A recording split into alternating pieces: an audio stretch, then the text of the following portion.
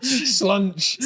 Louise, why don't you do the intro this week? Hello, everyone, and willkommen to eine Juggz. Ja. Hi. Eine Juggz. Eine Juggz. Hello, everyone. Wait, didn't someone say what Juggz was in Germany quite recently? Yeah, Buben. Boob. I don't know if it is. I don't think it is Buben, Rob. It's not Buben. But anyway, I'm joined by my Uten? very Uten boobs. I don't know. Either way, Buber. Guten Morgen, meine liebe Herrs, and willkommen to Juggz. I am joined by my very festive friends. I have Peachy. Peachy's Hi. got a hat. I found Rob, the smokers. You look I great. found the smell. Yeah, you look great. Straight What's from the fun summer. is both me and Peach didn't plan this and turned up with Christmas hats. Well, I did. I you can't really see it, but I am wearing a heated blanket. Nice. Very Christmassy. But Very. also, I've got like the Red Goblin apron on, so I am festive. Do have but you a hat, but it's too small. Unfortunately, It's too we gotta small. say I am built like a Funko Pop, and most hats don't fit me because I have a really big head. Built like a Funko I'm built Pop. like a Right, Funko stop. Pop. Everyone stop. Fix Anyway, that. I'm here. I've got Rob. Rob's got a hat. Peachy's got a hat. Peachy's Welcome got a to hat. Juggz. Welcome Hi. to Juggz. This is- isn't even the Christmas episode. This is just No. the spirit of Also, Christmas. December. We We're in didn't December. plan it either. Yeah, we didn't even plan it. Yeah. You've got to remember, when this is out, it's probably like Christmas party time for a lot of people. So We have our Juggz Christmas staff party. We're having a it is Juggz as well because like Peachy is Peachy adjacent too. So Yeah, yeah. it's Juggz staff party. Yeah, Juggz staff party That's next gonna be week. great on the booking. That's going to be super fun. Yeah, 8 jugs, please. We're going to. Oh. Do you like Thai food? I like any kind of food. Thai food's Yeah. one of my favorite types of food. The only food I don't like is rotten food. That's fair. So- Oh, actually, what's some rotten food that's not bad? Like, there's some fermented. Did you hear about food out- pigs? What? They've stopped feeding pigs slop. Oh, Oh, good for that. Yeah, so it's Um, veg now. Well, yeah, they don't get any slop anymore. It's Carrot like off cuts. it's like that Jamie Oliver situation where Jamie Oliver kind of came in during the 90s. Let me cook, and And he was naked, he was no. What? from what I heard. Anyway, so Went like to schools naked, weird guy. Did he? No. No, he fucking didn't. Anyway, but he did go to school. Oh, It was yeah. Naked Chef. Okay, I get it now. Naked chef does. No, that was the. I nearly said the gay bikers, the hairy bikers. Yeah, the hairy bikers. This is like naked? sometimes probably. I guess so. Either way, Jamie Oliver comes in the 90s and he's like, "Oh, I'm seeing all these poor English like primary school children from impoverished areas, and they're eating turkey Twizzlers wrong with and that? like turkey burgers." And he's like, "Why aren't these lower middle class children cooking steaks?" Yeah, I know. Why? Idiot. Literally, he came in there and he's like, "Why aren't they, buying all these fresh vegetables and making all these stews and making salads?" And all the parents were like, "We don't fucking have the time or money for that. Yeah. I'm working 2 jobs. Little Timmy, he fucking loves his turkey Twizzlers. It's all he's gonna eat. If I can get him to eat, I'm happy." And he's like, "You are dreadful." No, I'm not on your side. Yeah. Is that- I'm not on your side at all. I love turkey Yeah. Twizzlers. No, I'm not on your Love- side. The thing is as someone who grew up on turkey Twizzlers I and love smiley turkey faces Twizzlers. and Fish Ah. paste, chicken Fish paste. Wait, what the paste, fuck yeah. is fish paste? It's just paste. Poor man's You don't have pie. paste? What's paste? it's like pate, but Is not. this No, slop? it's not like pate, Peach. Well, I mean, it's like the lower class version of pate, isn't it? Really? Louise, it's slop? imagine you got just some cardboard, Yeah. made it wet, and then you added some maybe meat flavoring to it, I don't or like- I don't fish. like- and if you're it. lucky, you don't get glass in it as well. 'cause Yeah, they normally yeah, come in and then glass and then do it's you put on mean? a sandwich, and then it's presented to you. It's not even essence of food. It's like the lingering afterthought of existence of food. It sounds really bad. Yeah. I'm so sorry. I So- think there was beef, chicken, and fish, wasn't there? There was also just Was meat. it called? Was it called Meat paste. It was called Heinz sandwich something. All right, wasn't okay. it? Sandwich Louise, spread, which is a bit we're not all different. fancy enough to have the Heinz paste. But that's what it was, right? Tesco or Asda own brand I would paste. probably love it because pate ain't much. Again- It ain't much better. Stop.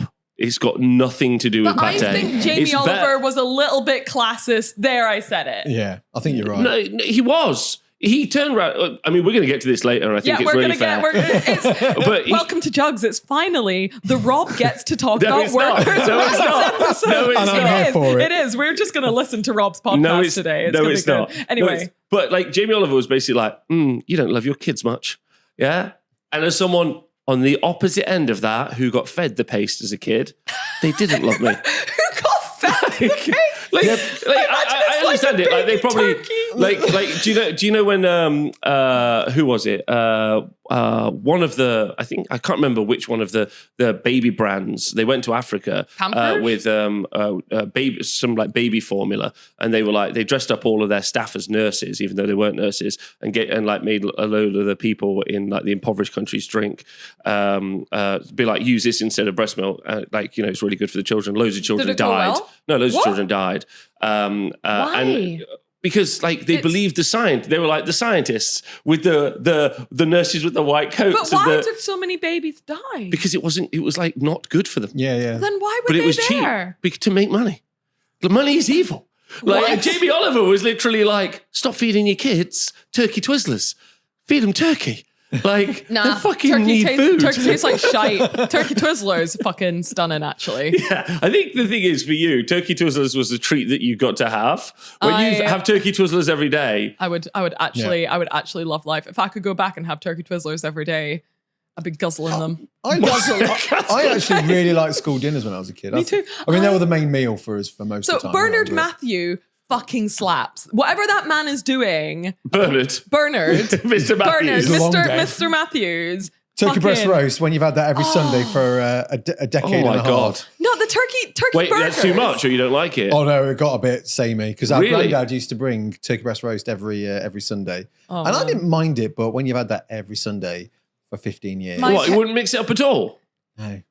Really? My Yeah. parents' thing was mince. So like, I get it. You're like young parents and like my dad's okay at cooking. My mum's not very good at cooking. Neither of them were particularly like good cooks, I will say. They've gotten better probably with time, but like they were trying to like do easy meals for two kids when they're both working, right? And it was always mince based. And when you've got like two parents who don't really know where the like flavorings go, mince is I just dreaded, except for chili con carne night. That was my favorite. See, mince is great because you make the bedrock, don't you? As it's called. When you just do the mince with You've like. been playing Minecraft too much. No, it's true. It's called, I think it's called the bedrock, where you basically make like Charlie, we've hit mince, bedrock. onion, and it makes a sauce, and then you can turn it into bolognese, chili con carne. Ask Rob how sauces. Ask Rob what sauce is.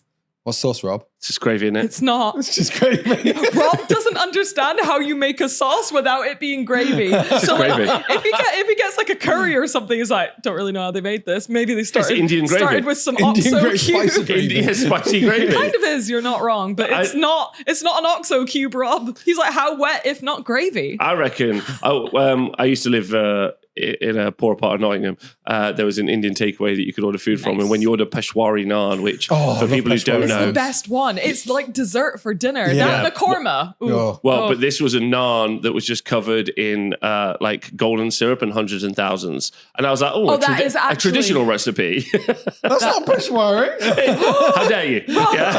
Rob, That's for the Peshwari region. tell them about the naan you tried to instill on the world. Oh, I mean, we should talk about what you've all been up to, but sure. I want to talk about the naan bread, Okay, Rob. all right. So I used to DJ in a For those that nightclub. do not know, naan bread is a traditional bread served with Indian dishes that you kind of tear apart and scoop up. You've also called it bread. bread. bread. Naan yeah. bread.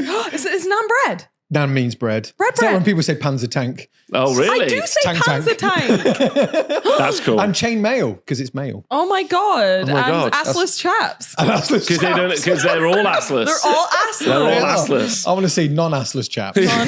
Trousers. They're trousers. trousers. Anyway, Pants. so Okay, so yeah, I used to work I used to DJ in a nightclub. Anyway, the Indian takeaway next door had a naan oven, which if you've never seen, it's You kind of slap it's kind of like a dome. You put your hand inside and you pat it in. Anyway, the nights were super busy, and sometimes I'd just be like, it's the same thing every week pretty much. I'd be like, I'm so sick of this. I'd go out and then I'd hang out in the takeaway, and then we became really close friends. And then like sometimes when it was late at night, I'd do a shift. Like when it closed, like when the club kicked out, I'd also then do a shift. I'd be like, cheese and chips, 150. Let's go. They love and we had a really good time.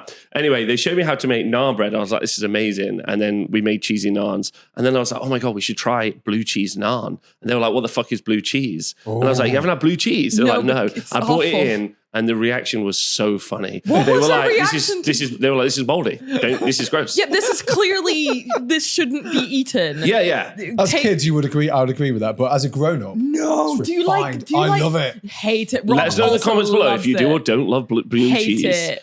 So Tastes like a sock, but which is shitter. great. I love Yes. sucking on used socks. Peachy is so right. Disgusting. Peachy is Anyway, so so right. you introduced a bunch of normal people to blue cheese for the first time. and it was a bit of like, like a bit of Normal it was a bit of a, like a Culture melding shock. of cultures. And they were like, Rob, this is awful. And I was like, just trust me, we're going to do this. So we blue got in the cheese kitchen naan. and we made some blue cheese naans. And I need you to know they are absolutely gross. they retain none of the quality of a blue cheese. That wasn't just, it tastes like shit. So you just gave them even worse vibes about blue cheese. They did not. You see, I don't know if I had a bad experience with. I like pickles, right? And I love egg. Oh no, So pickles as well. Pickled eggs should be like the ambrosia Yeah. of peach. Yeah. The one I had, I wanted to die. Yeah. After two mouthfuls, I was like, "This is killing me." I couldn't. Oh, what is this off? Is this going to like grow inside of my stomach and No come way. out? Do you know what It's a horrid. century egg is? You might love. Is it a- like green or something? It's kind of like people give it a really hard time because it does look rotten, but it's not like a rotten egg. It's like a salt egg. Salt It's like egg. it's like a fermented salt egg, if I'm getting that right. And apparently, I think it's like maybe the blue cheese of eggs. You might love it. It looks terrifying though. Let me find a Yeah. picture of a Doesn't. No. See, certain things I'm like cheese I'm okay with, but like when it comes to like stuff like eggs, Why is cheese While we're okay? on the That's subject, worse. I guess. While we're on the subject, what's everyone planning for their Christmas meals? Let us know. And actually, I've got something to bring up around the hobby to do with this. I'm showing Peachy a picture of a century. Not for you, why does it look like an oyster? because it's been saltified. Okay. No, thank you. I would try a century egg. They Saltified. have it with like a whatchamacallit, like a rice porridge, and it does actually look really good. wrong. Like I'll try anything once. That's my motto. it looks scary, but apparently it's really tasty. So Peach, you got Christmas dinner planned. Do you cook at the house? Oh yeah, I do cook at the house. What's I've your not Christmas day look like in your house? So normally we go to Liz's mum and dad's.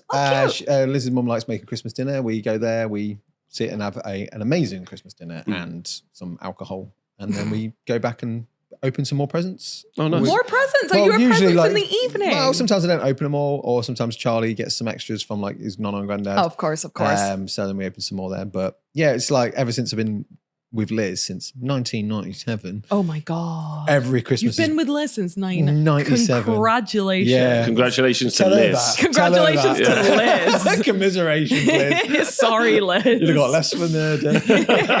It really was. I mean, she's close to it, to be fair. Yeah. She's That taking a patio is hit. looking real tasty.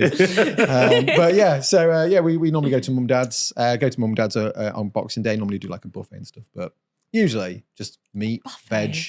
Yeah, Buffet. A buffet Buffet. feels like a great idea for Christmas. Interesting. So I love buffets. I love but buffets. it's when someone introduced the term fuddle, I sounded like a sexual act. Oh my god!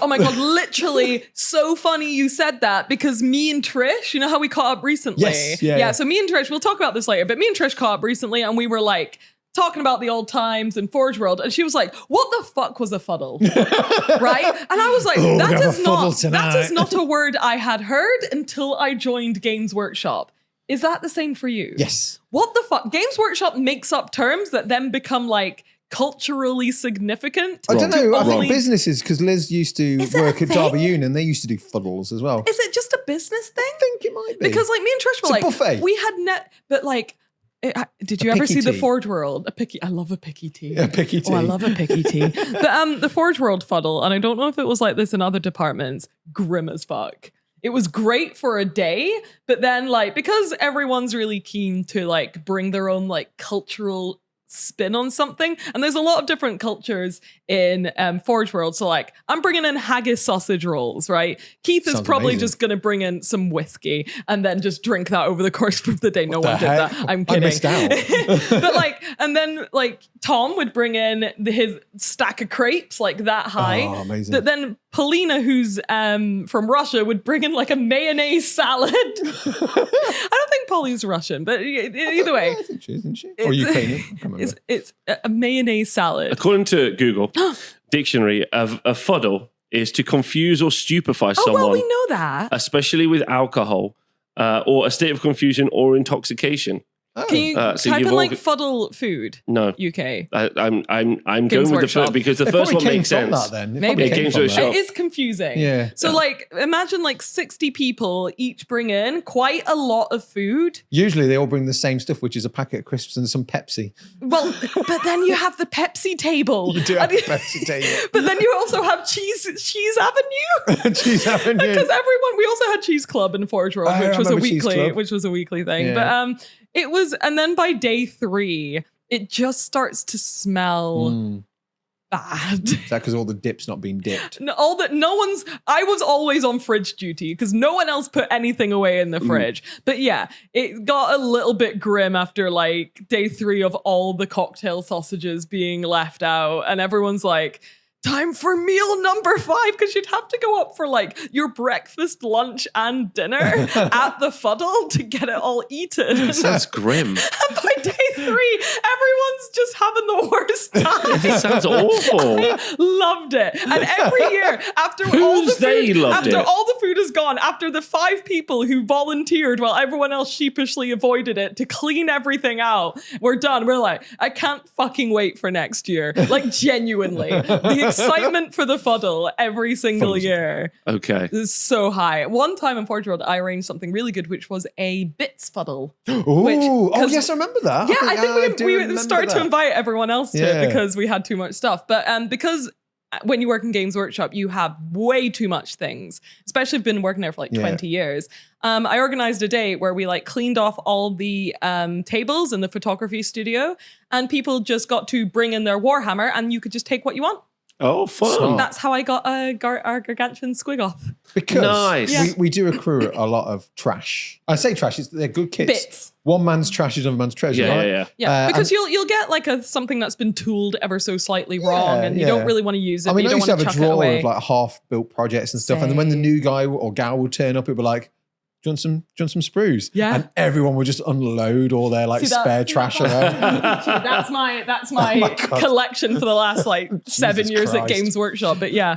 A bunch of sprues. Just Yeah. lots of All sprues. right, so Sorry. No. So It was Christmas good. dinner. Yeah, Christmas Well, dinner. no, at the you're Peach doing House. Christmas dinner. We're having Christmas dinner. One thing I'd like Rob, to bring what up. are you cooking for Christmas dinner? I'm cooking up an absolute storm in the comedy department. Yeah, I'm going to be on entertainment duty 101. That's what What's I'll be doing. entertainment duty going to be whilst I'm cooking you Christmas dinner? Probably- He's going to wear that hat on his crotch in helicopter. Yeah. Oh my God, actually, if you do that for the 3 hours it takes me to cook Christmas dinner. That's what I'll be doing. Yes. For That's what I'll be charity, right? doing. For charity. What I think I'll just be thinking about is just the past year of taking bins out, and then I'll think to myself, can't wait for this dinner. That's what I'll think. That's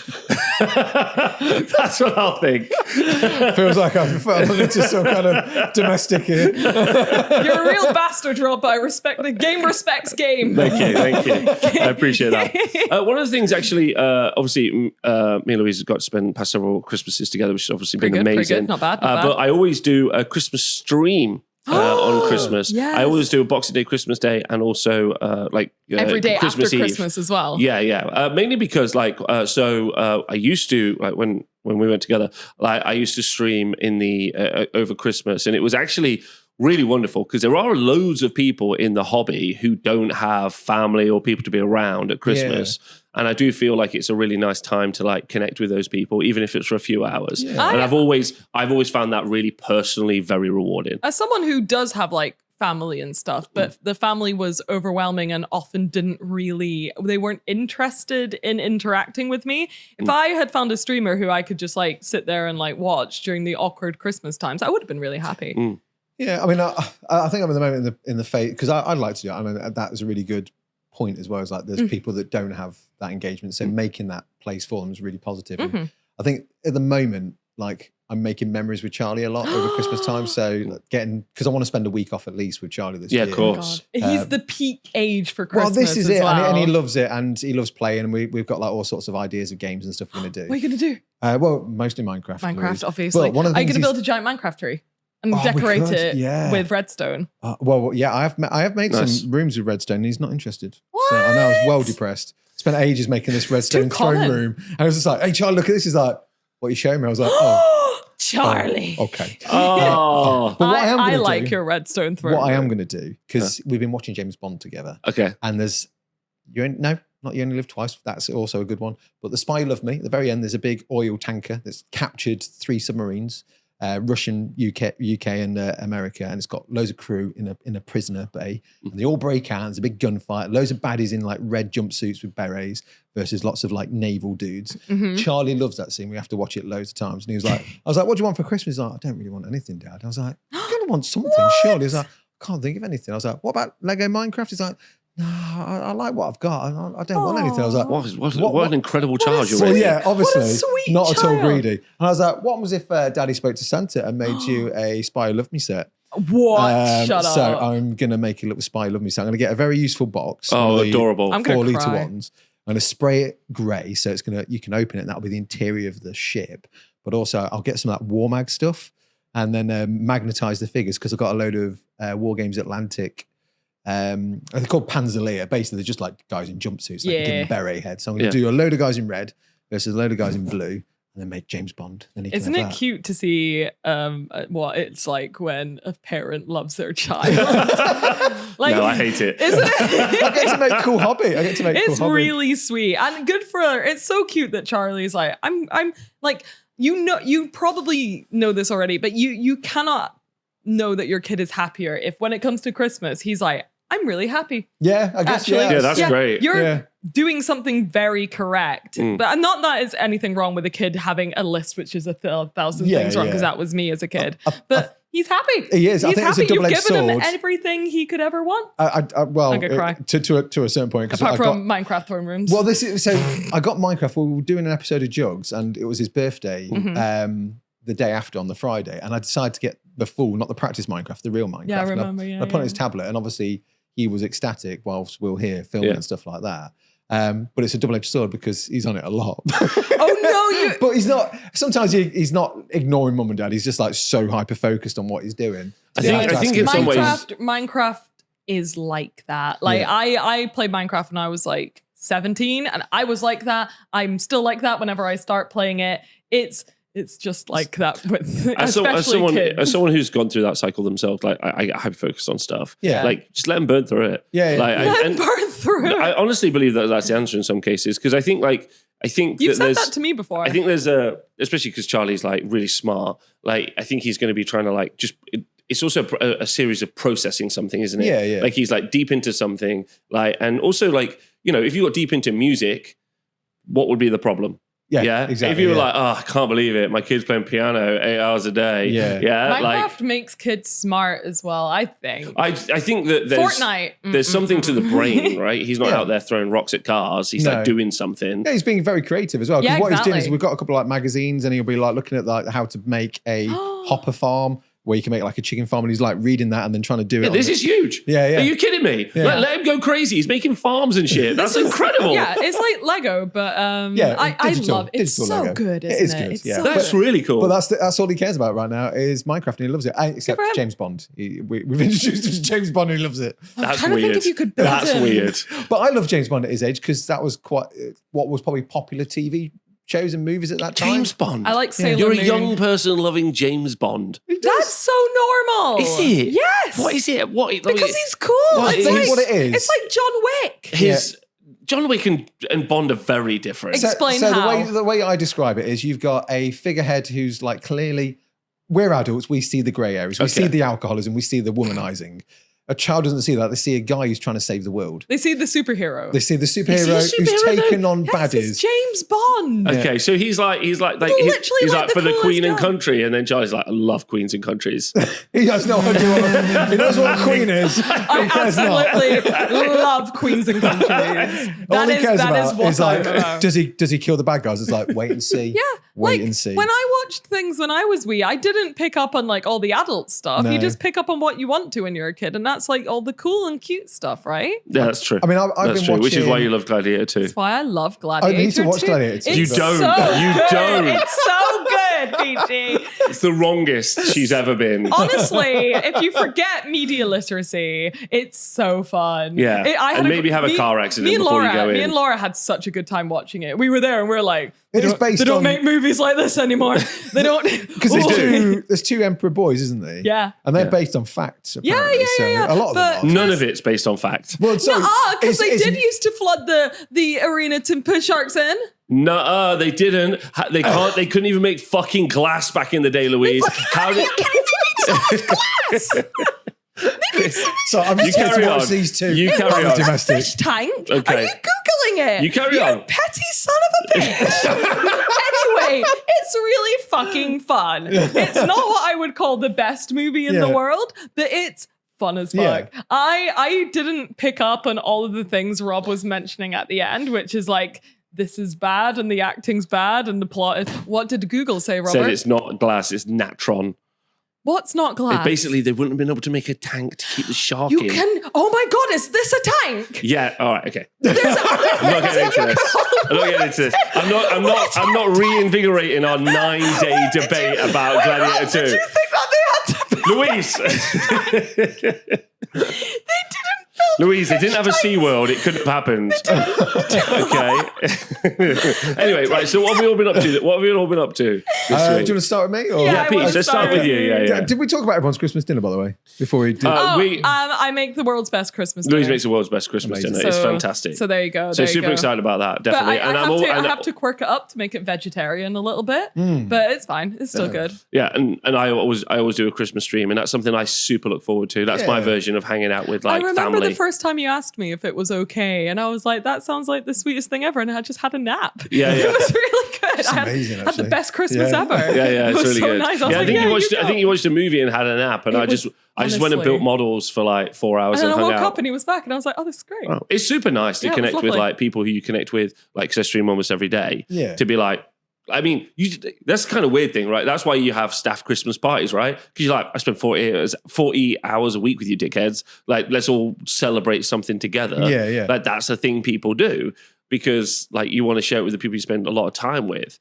And I know you're like, yeah, They're your friends. It's like visiting your friends on Christmas Day. and I know some people say that, it's parasocial or whatever, but I don't believe It's that. kind of not with you because you are chronically online. So those people are like your real friends. Well, they actually I see them actively yeah. quite often. We saw at Pershaw the events. other day. Yeah, and we saw Pig Cat, Yeah. so Claire. All our friends. Yeah, we saw loads of wonderful people. Yeah, we're so- in a weird situation with parasocial relationships where like, well, they are our IRL friends too. Yeah, like, and when we went to Salute, you saw loads of people. Yeah, I When consider my online friends to be friends. I always have. yeah. Like, it's no different now than when I was 16 and talking to strangers online. Shut up. Anyway, Peach. Sounds like you need some security fine. training. yeah, you do. No parents had security training in 2016. Nobody. True. You're still at 16 in 2016. Oh, 2003. Yeah, okay. Bad at numbers. Bad at Same. numbers. Anyway, What have you been up to, Peach, what have you been up to this So week? I've had peaks and troughs. All right, over the last okay. couple of weeks. Undulations. Undulations. So I've really enjoyed the content we're making. I've done a video on a game called 7TV by Crooked Dice. Really enjoyed that. I got to paint James Bond, which was great. We were just literally talking about James Bond. But I get to show off some of the stuff I've done. But it was a really interesting game. I do feel really bad though, because I love 7TV, but I didn't realize how outdated I was with the rules. I didn't realize that there was a whole new rule set that's got like a few tweaks in it. Not Kill Team. 7TV it's called, by Crooked Dice. But there's a few terminology that changed and I felt a bit guilty. But Carl, shout out to you, Carl, who owns Crooked Dice, he just sent he gave me a little care package after, because I wasn't sponsored. I just wanted to talk about a game I really liked. Could you explain more what 7... So 7TV is a skirmish game. Okay. And the concept is I've probably mentioned this before, but you build casts, TV show casts. Oh yeah, this is the perfect It's game one for of you. the coolest games I've ever heard described. And you can I think. literally, it's a game for anything. So you could look, I want to make Space Marines versus, I don't know, Teenage Mutant Ninja Turtles. Nice. So you like My Little Pony or Sylvanian families. I you like can make all of that. those things. You like He-Man, you can have Sylvanian families fight against He-Man. They won't and make a live. TV show. But the TV show and movie kind of thing is kind of like how it's pitched, but it's still a skirmish game, wargaming at its heart. And yeah, it went down really well. Carl sent me a load of stuff through as well. And what I really like, and I've never mentioned in the video, I'm really annoyed with myself because I must have cut it out. What I do like is when he does his like new sets. So like there's an 80s set or there's like a fantasy set. He puts them in VHS cases. Oh, and that's he has cool. art that looks like it. And then there's little posters you can get. So good. That's very cool. So good. I love a bit of good packaging. But he's done so much like models that are based off like movies and shows and stuff. And it's just, I just love it. So that I was really pleased I got to do that. Wasn't sponsored, but I got to talk about something I really like and that did well. And then there was a sponsor video with Warlord because they got like a new starter set coming out. And I wanted to do some more bolt action stuff anyway. That's gone down really well as well. Yay, So smashing it. enjoying it. But technical difficulties. Technical difficulty. Oh my God. So I have this concept of like doing a really quick, simple video for my patrons, just for Patreon, where I sit down for like half an hour to 40 minutes, talk about what I'm doing for the week, what the plan is, talk about what's on my workbench, and then just generally talk about other stuff. One of the things I'm also going to do now, which has been mentioned, and I've done a little shout out on Patreon, and there's been quite a massive response, is like a top tip you want me to cover this week, or try and do a Peachy tip. Wait. Peachy tips. Wait a minute. Yeah, I know. A bit like the hobby clinic we used to do. You were so good at that. I used to love doing that. So I get to that. cover that. So I did like sheer fabric this week. Oh, that's a good one. It is. I mean, there's a really straightforward way of doing it. I mean, I'm not doing like heavy metal golden demon levels. I'm doing stuff that's. How'd you do it? So I paint, like say I'm doing a white dress, right? Yeah.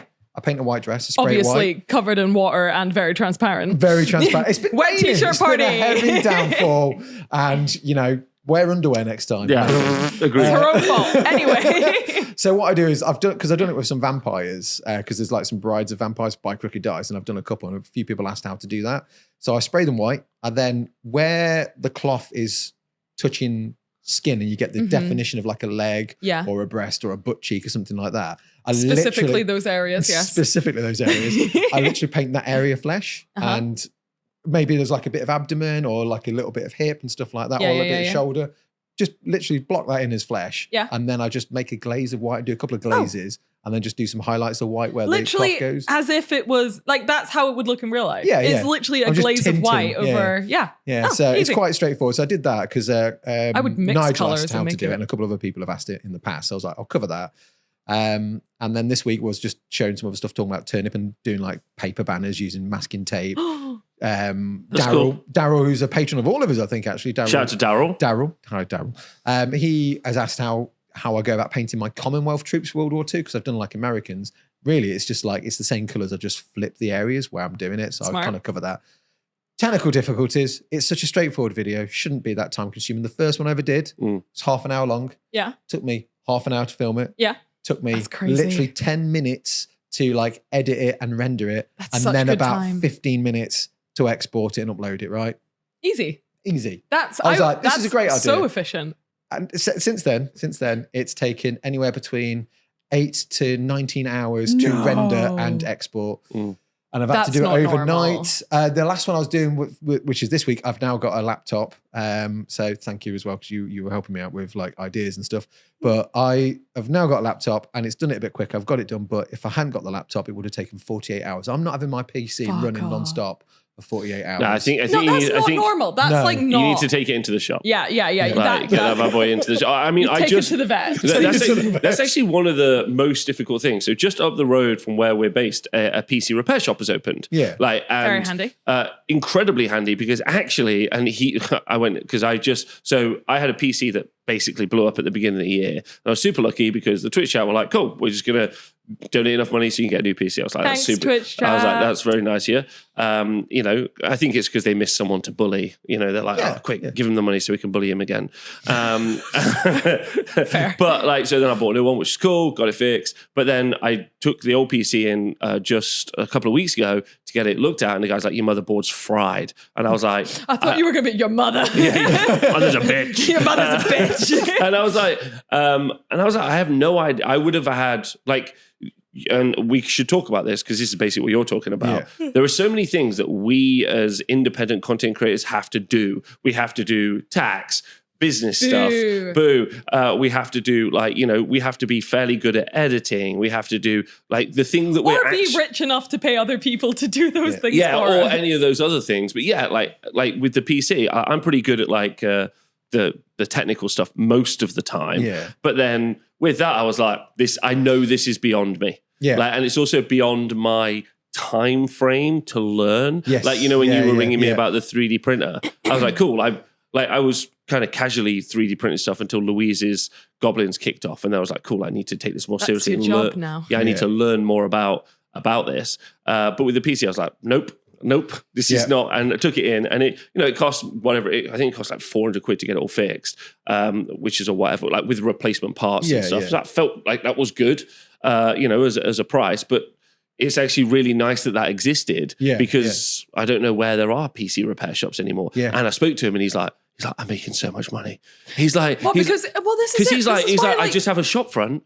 And every fucking person in the world has got a computer that doesn't work. So there's a South Park episode about this. Have you seen it? Yeah. It's literally about the same thing. And it's about like plumbers. Oh, yes. Yeah. Have you seen this? No, I don't it's think so, so funny because like it's a good essentially nobody knows how to fix things anymore. Right? Nobody like grew up learning how to like But also it's because it's too plumb. complicated. A PC is too complicated. Yeah. So in South Park, they do this whole episode where the plumbers are like the richest people in the world and they're like super entitled and they're like, yeah, maybe I'll come to your house, but how much? Because they're like, oh, cool, I'll just go to the other guy. He's paying me like 5,000 just to like unclog his toilet. And it's because no one else in the world knows how to do these things. Yeah, because they don't want to do that job. Yeah, exactly. He said to me, he's making just barrels of Good cash. for him. Jeez. Also, Oh, he it's has a good really too. cute dog. So Yeah, he hopefully does. that dog's And he's he's super nice. He's really useless. Also really funny. his wife's so funny, his partner. Like I went to pick the PC up and I was like, could you just pass on to Mark that he's been really communicative? You were and talking really, to his partner. I was talking to his partner. I was like, can you pass on to Mark? He's been really communicative and helpful. And she was like, if only you did that in the relationship. I was like, calm down, Mark's wife. I was like, there's a customer barrier here. I'd like to keep established. Nah, she's your mate now. Take her out for a drink. Like, let her have a bitch. It'll be fine. Maybe 10% off. Who knows? Anyway, sorry, Pete. But what I'm saying is with stuff like that, you're like, I don't know why that's not working. Your computer's fucked, I Yeah, reckon. I mean, the thing is, what baffles me is like 2 weeks prior to that, it was all fine. And I know things degrade and whatever, but it seems like such a jump. And I've found that since doing it, like I got to a point where I was learning, there was a steep learning curve. Then I was getting into my flow. And then every video, probably like 4 or 5 months in, every video would have something wrong with it. I Whether feel it was an that. audio issue or it was a visual issue or I'm trying to drop some footage. So let's say I've just on the camera, I've filmed like 20 shots, yeah? I drop them all in, 19 going, one doesn't want to go in. Yeah. Because the codec on it is now, I now have to go to like whatever those places are where I have to turn an MP4 to an MOV and then It's upload so that silly. and then drop But that why? down. I'm But why? Why is it different? Why Yeah. out of the same sitting of How me old sitting there? is your camera? Is it a new camera? It's a new camera. Ah. Yeah, it's a new camera. Yeah, I can come over and look if Yeah, you we should if you want. troubleshoot for you. Well, Yeah. next time you're over for a curry, which hopefully will be soon. Curry. Right. Liz is curry. But yeah, it's just loads of little things like, and I'm constantly looking on YouTube to try and find fixes and stuff, and it's just time wasting because I've got so much content I want to make, and I'm getting like comments like, "When are you doing your next Sharp Bat reports?" When I get freaking time, I want to do them. Honestly, I want to do more bat reports. I want to do more paint guides. Me But too. it's when it's like telling me it's for a super quick video, it's going to take 48 hours. That's not normal. That is That's depressing. So Yeah. And I not have to normal. like work my time around a bit different now. Where I'm Yeah. like, so I've been going to bed late. I've been getting up early, so I I can. see you reading messages at 3 a.m. Peachy, because guess what? I'm also up. Yeah. Well, the thing is that I've got to like, I want it running, and I want things. I'm like, oh, I've got an hour left on this, so if I just stay up for an hour, Yeah. I can then once that's exported, I can then upload it, and then I can go to bed. Yeah. And it's just No, not it's happening. not as simple as that. It's not as simple as that because once it's exported, you then seem to wait 20 minutes for this bar to then eventually disappear. Yeah. 'Cause it's not- I love when it says I hate 100. it when it says 100% for 20 minutes. Yeah. I'm like, It's the worst I thing. want to go to bed. Why I feel so betrayed whenever that happens. Where it's like it's been at 100% rendered for 20 minutes, Yeah. and this is not. I feel Lies. like I feel you, Peachy, because I have these little rules in my head as well, where it's like I can go pee when this video is exported, Yeah. and then I'll just be like for like 20 minutes. 'cause Yeah. it's not I think- exported. It's stressful. Like the other day, I recorded a video very quickly like after an event because I make like an after event battle. Oh no, like, are we video. talking about? Yeah. And then like I Sad. hadn't one time I didn't have it the audio turned on. which I never turned it off, but I turned it off for a specific... it was registering that it was working, but you'd muted it. Yeah, I'd muted it. And the reason I muted it was because earlier on, we'd had like a business call earlier in the day. Because I never mute it. Yeah. It's a button, like, same as this desk here. I never mute it, so I'd never check, and it's one of those things because I really believe in having a permanent setup. And then another time, I just nudged an FX button. Oh, so he recorded everything and then it was like, hello, I'm the honest worker. And I laughed and Rob did not laugh. And it was all in about a 2-week period. And I was like, this is fucked. It gets a lot though, doesn't it? Because it does have an impact. Because for me, I want to like produce this content for people. And I feel it's not that, let's say I this wasn't my moneymaker. Yeah. I wouldn't feel so bothered. But one, it's my income. And you love it. But also I want to give people the content, and I feel bad when they're not getting it. Audio thing as well. It's like I'm doing this weekly workbench thing, and this week for the first 15 minutes, a 40-minute long video. For the first 15 minutes, all my audio record on my nice mic, the one that you passed on to me through OBS. For the first 15 minutes, it didn't record it. The sound isn't picked up, weird. And then suddenly it just picks up for no reason. So I've had to use my camera audio for the first 15 minutes. Yeah. Otherwise, and then the audio quality is all over the place. Well, it is. So I do mention it, and I've put like a disclaimer to say I'm really fine. sorry. The first 15 minutes, it's a bit tinny, but I've tried my best to treat it. But I'm like, do I re-record that entire episode again? Find some new models to do this effect on. Find some new models to do this effect on, or do I just accept for the first 15 minutes? Patrons this week. It's a bit tinny. What's the phrase? Don't let perfect be the enemy of good. Yes. Or finished or something. No, I mean, that's the phrase. But then, there's also like, something doesn't have to necessarily be great. Just get it started is also like another common like. And everyone's thing. so understanding. Like, I have watched so many YouTube videos where someone's like, oh, I just lost this bit of footage, so enjoy this picture of me over this part or something. And I have never thought twice. I've never been like, whoa, I'm going to be a bitch about this. I was watching a YouTube video the other night because I swatted up on my SAS berets. Oh, nice. As you do. As you do. Well, because I'm doing like a unit. I'll come to this later at some point, maybe another week. But SAS berets tend to be cream. And they were when they were the long range desert patrol in Africa. Then when they go to Europe and it's like, D-Day after, they go to maroon. Obviously. Some great colour. Some keep them, Paddy Main, who's like one of the founders, keeps his like cream. But most of them have maroon, and then it's disbanded, then becomes the artist regiment, then becomes the SAS again, and they go back to maroon again. And I was like, I need to find out just to make sure why they're maroon, because I remember them being maroon. So I just want to do like one guy maroon, one guy with cream. And the guy that's doing the video constantly like wet, sloppy, choppy noises from his mouth. Constant burping.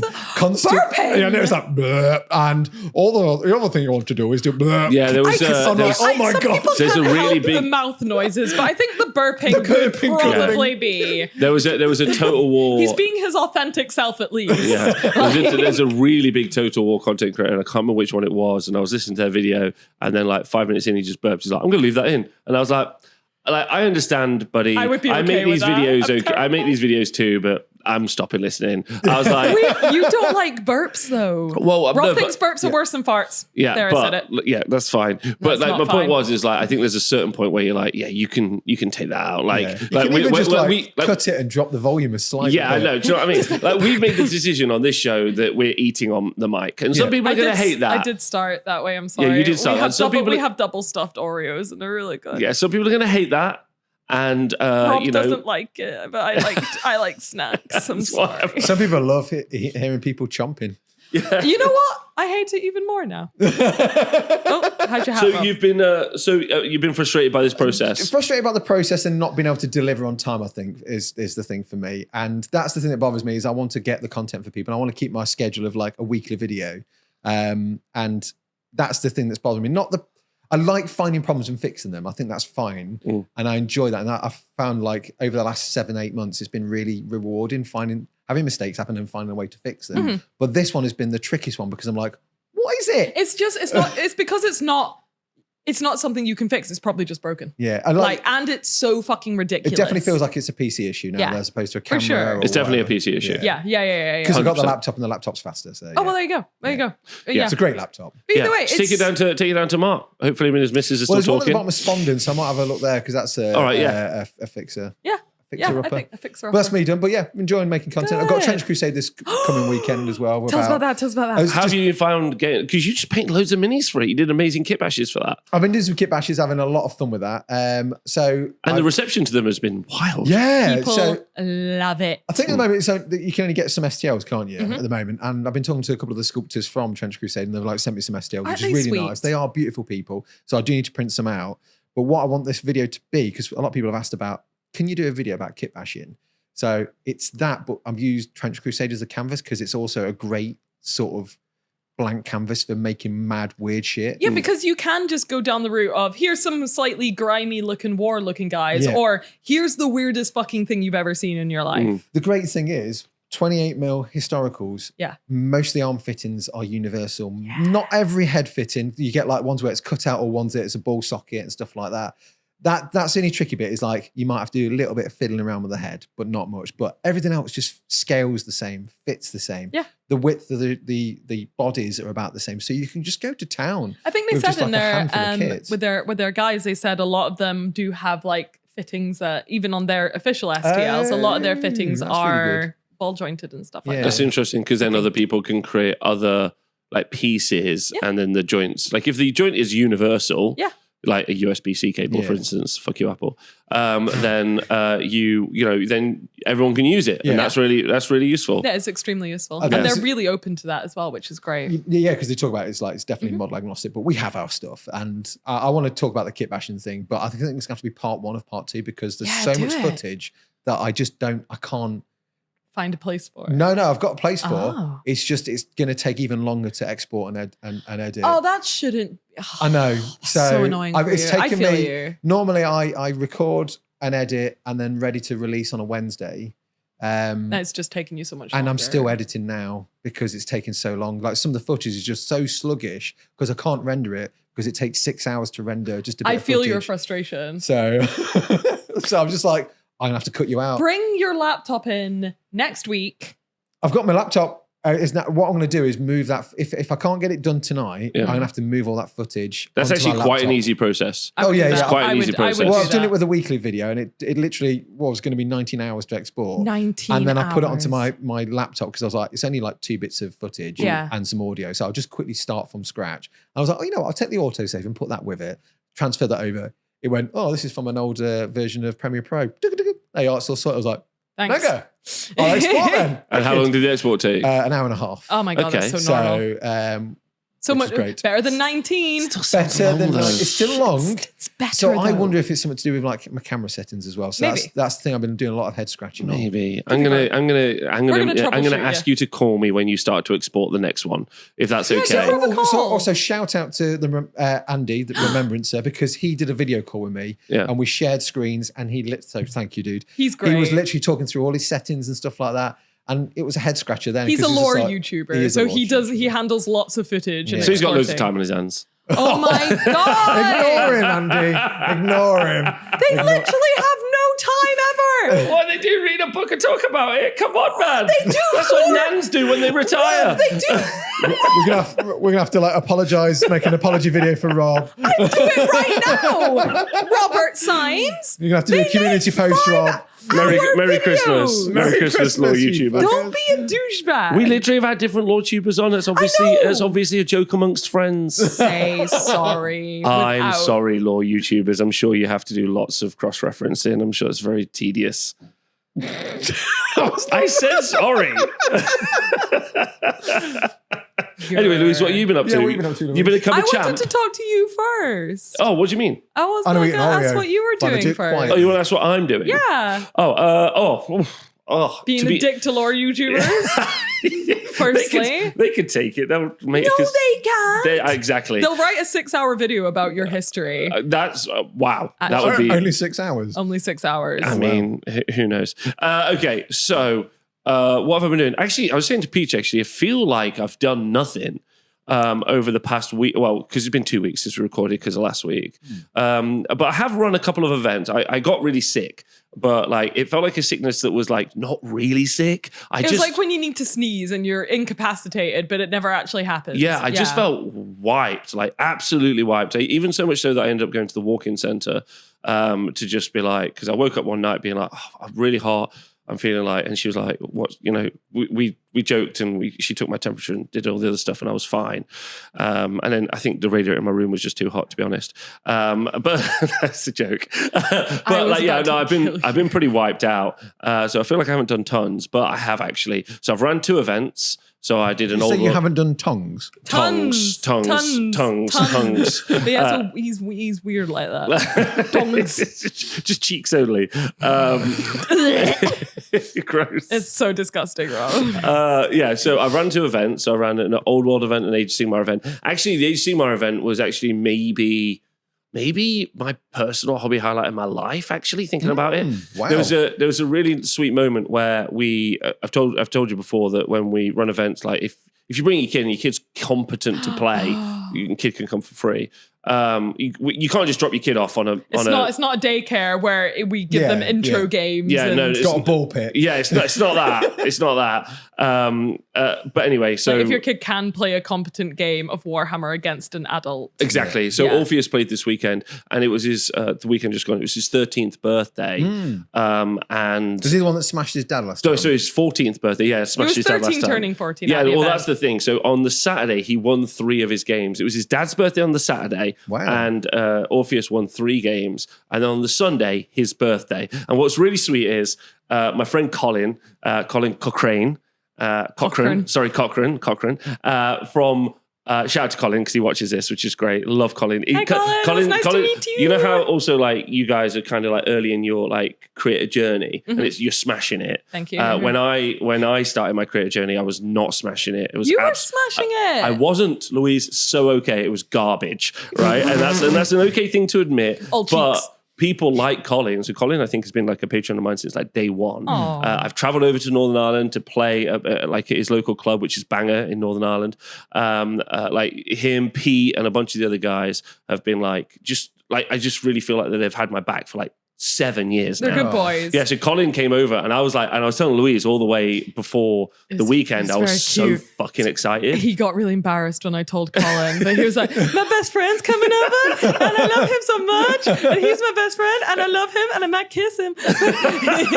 Anyway, but he came over and I was super excited, but Colin's just got like a really fucking amazing energy, right? And then Colin's got kids of his own, and then Orpheus on the Saturday, we were talking, and then Colin's like, I hope I play tomorrow, Orpheus. I'm going to smash her. I was like, Colin, it's his birthday. You're going to beat him on his birthday. It's like, I'm going to make it so he cries. It was so funny. You play big boy games, you get big boy prizes. Exactly. And then Orpheus is like, woo. All right. Anyway, then Orpheus then proceeds to win his 2 games on the Saturday, on the Sunday. No, he never even played him. And so that's the tragedy as well, because then like after he's like, I'd have beat you, Orpheus. It's so funny. No, he wouldn't have. Like, fuck would he have beaten Orpheus? You need like an end of year like clash between the two of them. A grudge match between a grown-ass man and a 14-year-old boy. Well, actually, there is a grudge match, actually, but we'll come to that. Okay. But the really sweet thing is obviously Orpheus then won his 2 games on the Sunday, so it's his birthday, right? So his birthday, the first day of Christmas, December the 1st, yeah, and then he wins the whole event. He won the whole event. He won the whole event. He won the whole event. Yeah, he won Good all job. 5 out of 5 games. He went 5-0. With everyone legitimately, no actually gives. being like, I'm going to destroy this. I'm going to beat you on your birthday. Is he going to be like the new Napoleon or like? Honestly, there's a few kids because there's Natty that's the other as well. thing. So Natty, we have a few prodigies which are terrifying. Yeah, so Natty also plays at the venue, and he's going to play here at Christmas on the same day as Orpheus, actually. But oh my god, child grudge match. Yeah, we're going to do it. But down south, I can't remember where it was exactly, but down south there was an event of the weekend as well, and Natty also went 5-0, and Natty's 13 or 14. Wow! So like they both did, whilst representing like an international team. That was a couple of weeks before. He'd represent Wales. Oh yeah, he's on the Welsh team. Oh, fantastic! Yeah, he's which like is really 14 sweet. years old. Yeah, skip like 5 years from now, they'll be like smashing it. Yeah, they exactly. won't be.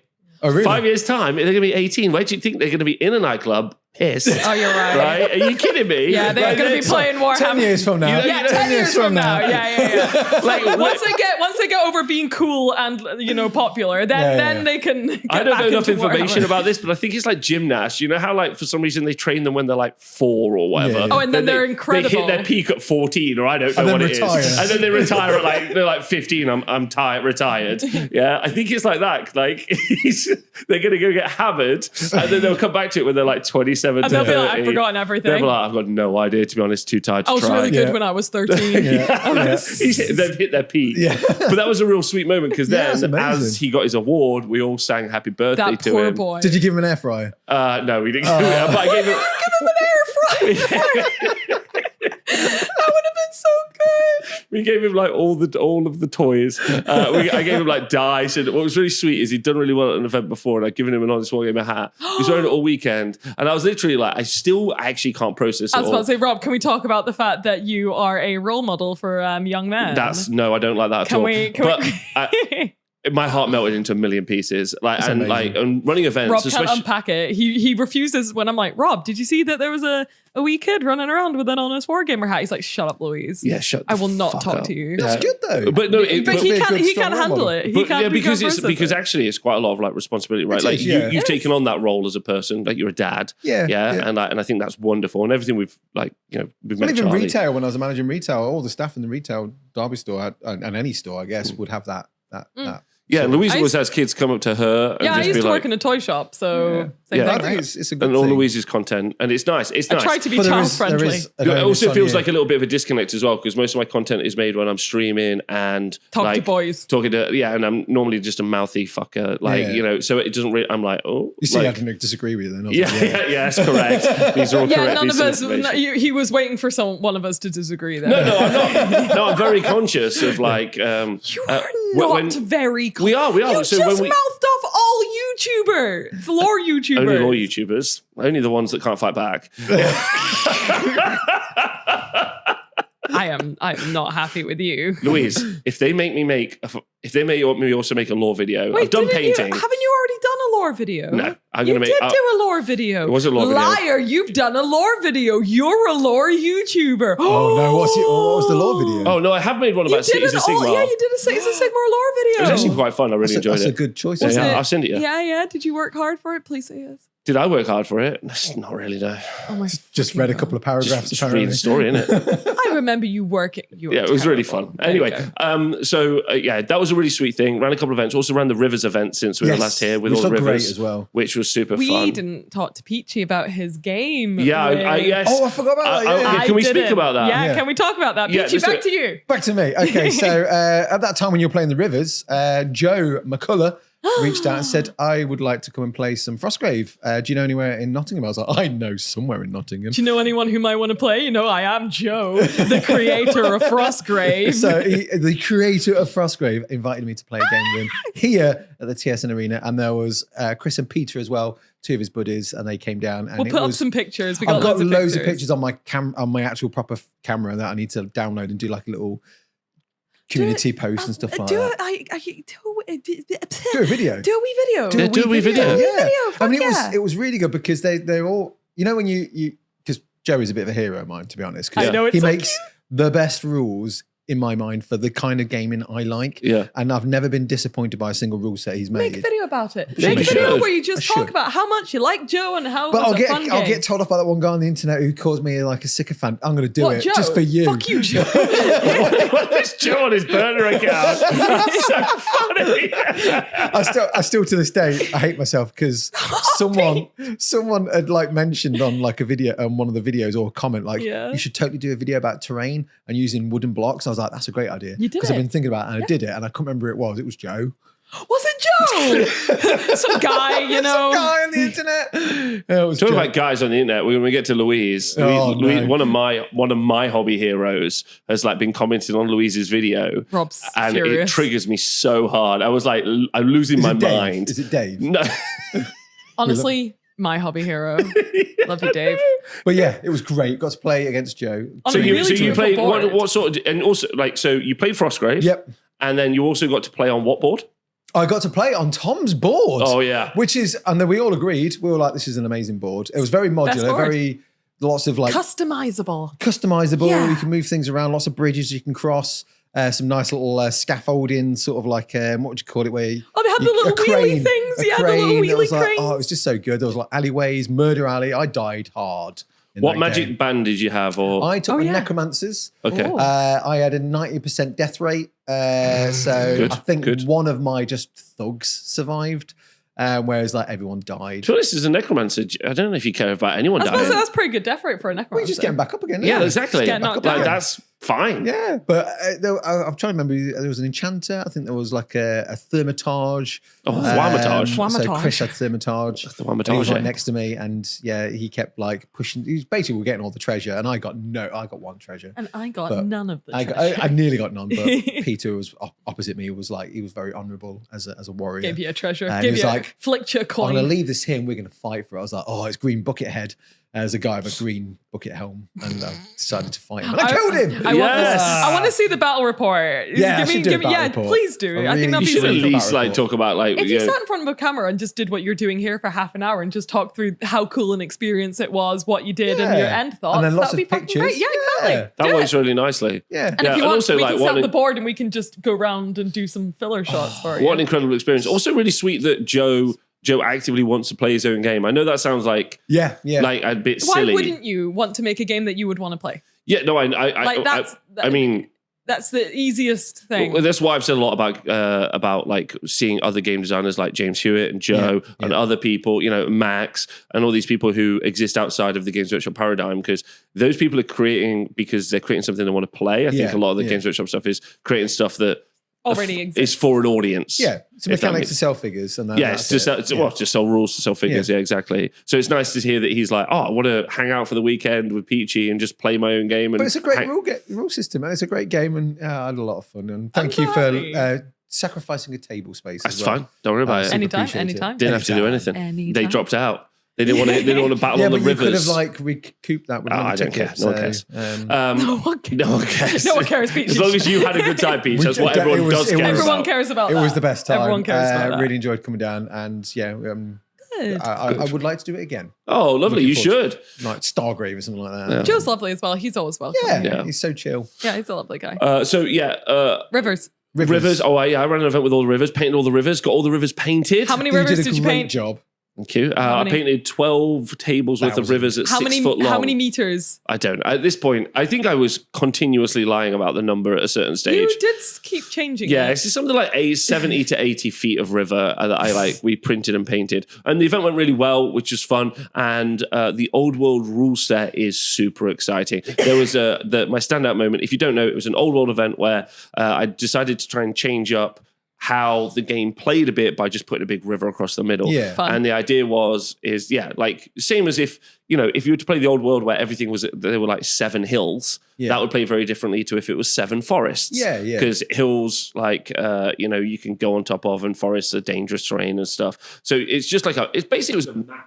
It was a really funny moment where Andy 2D6, one of our club mates, Love him. who is a super freak, I love Andy to pieces, was running dwarfs, and he had some slayers, some doom slayers. Oh, no. And if you know anything about slayer lore from the old world, they're a dwarf whose hold has been destroyed, and they've taken all their armor off and shaved their head, and they plan to die in a glorious battle. The in-game mechanics for that are quite interesting, where if your opponent kills them, they kind of deny themselves the victory points, because normally if you kill a character, you get the victory points for killing the character. Yeah. But if you kill a slayer, That's what they want you to do, because they've got what they wanted, which is to die in a glorious So you battle, don't get the they points. get the victory. Yeah. it's actually really clever rule design. It's fun. It's fun. But what Andy did was he just kept running his basically naked dwarf up and down the river, hoping he would just trip over and die.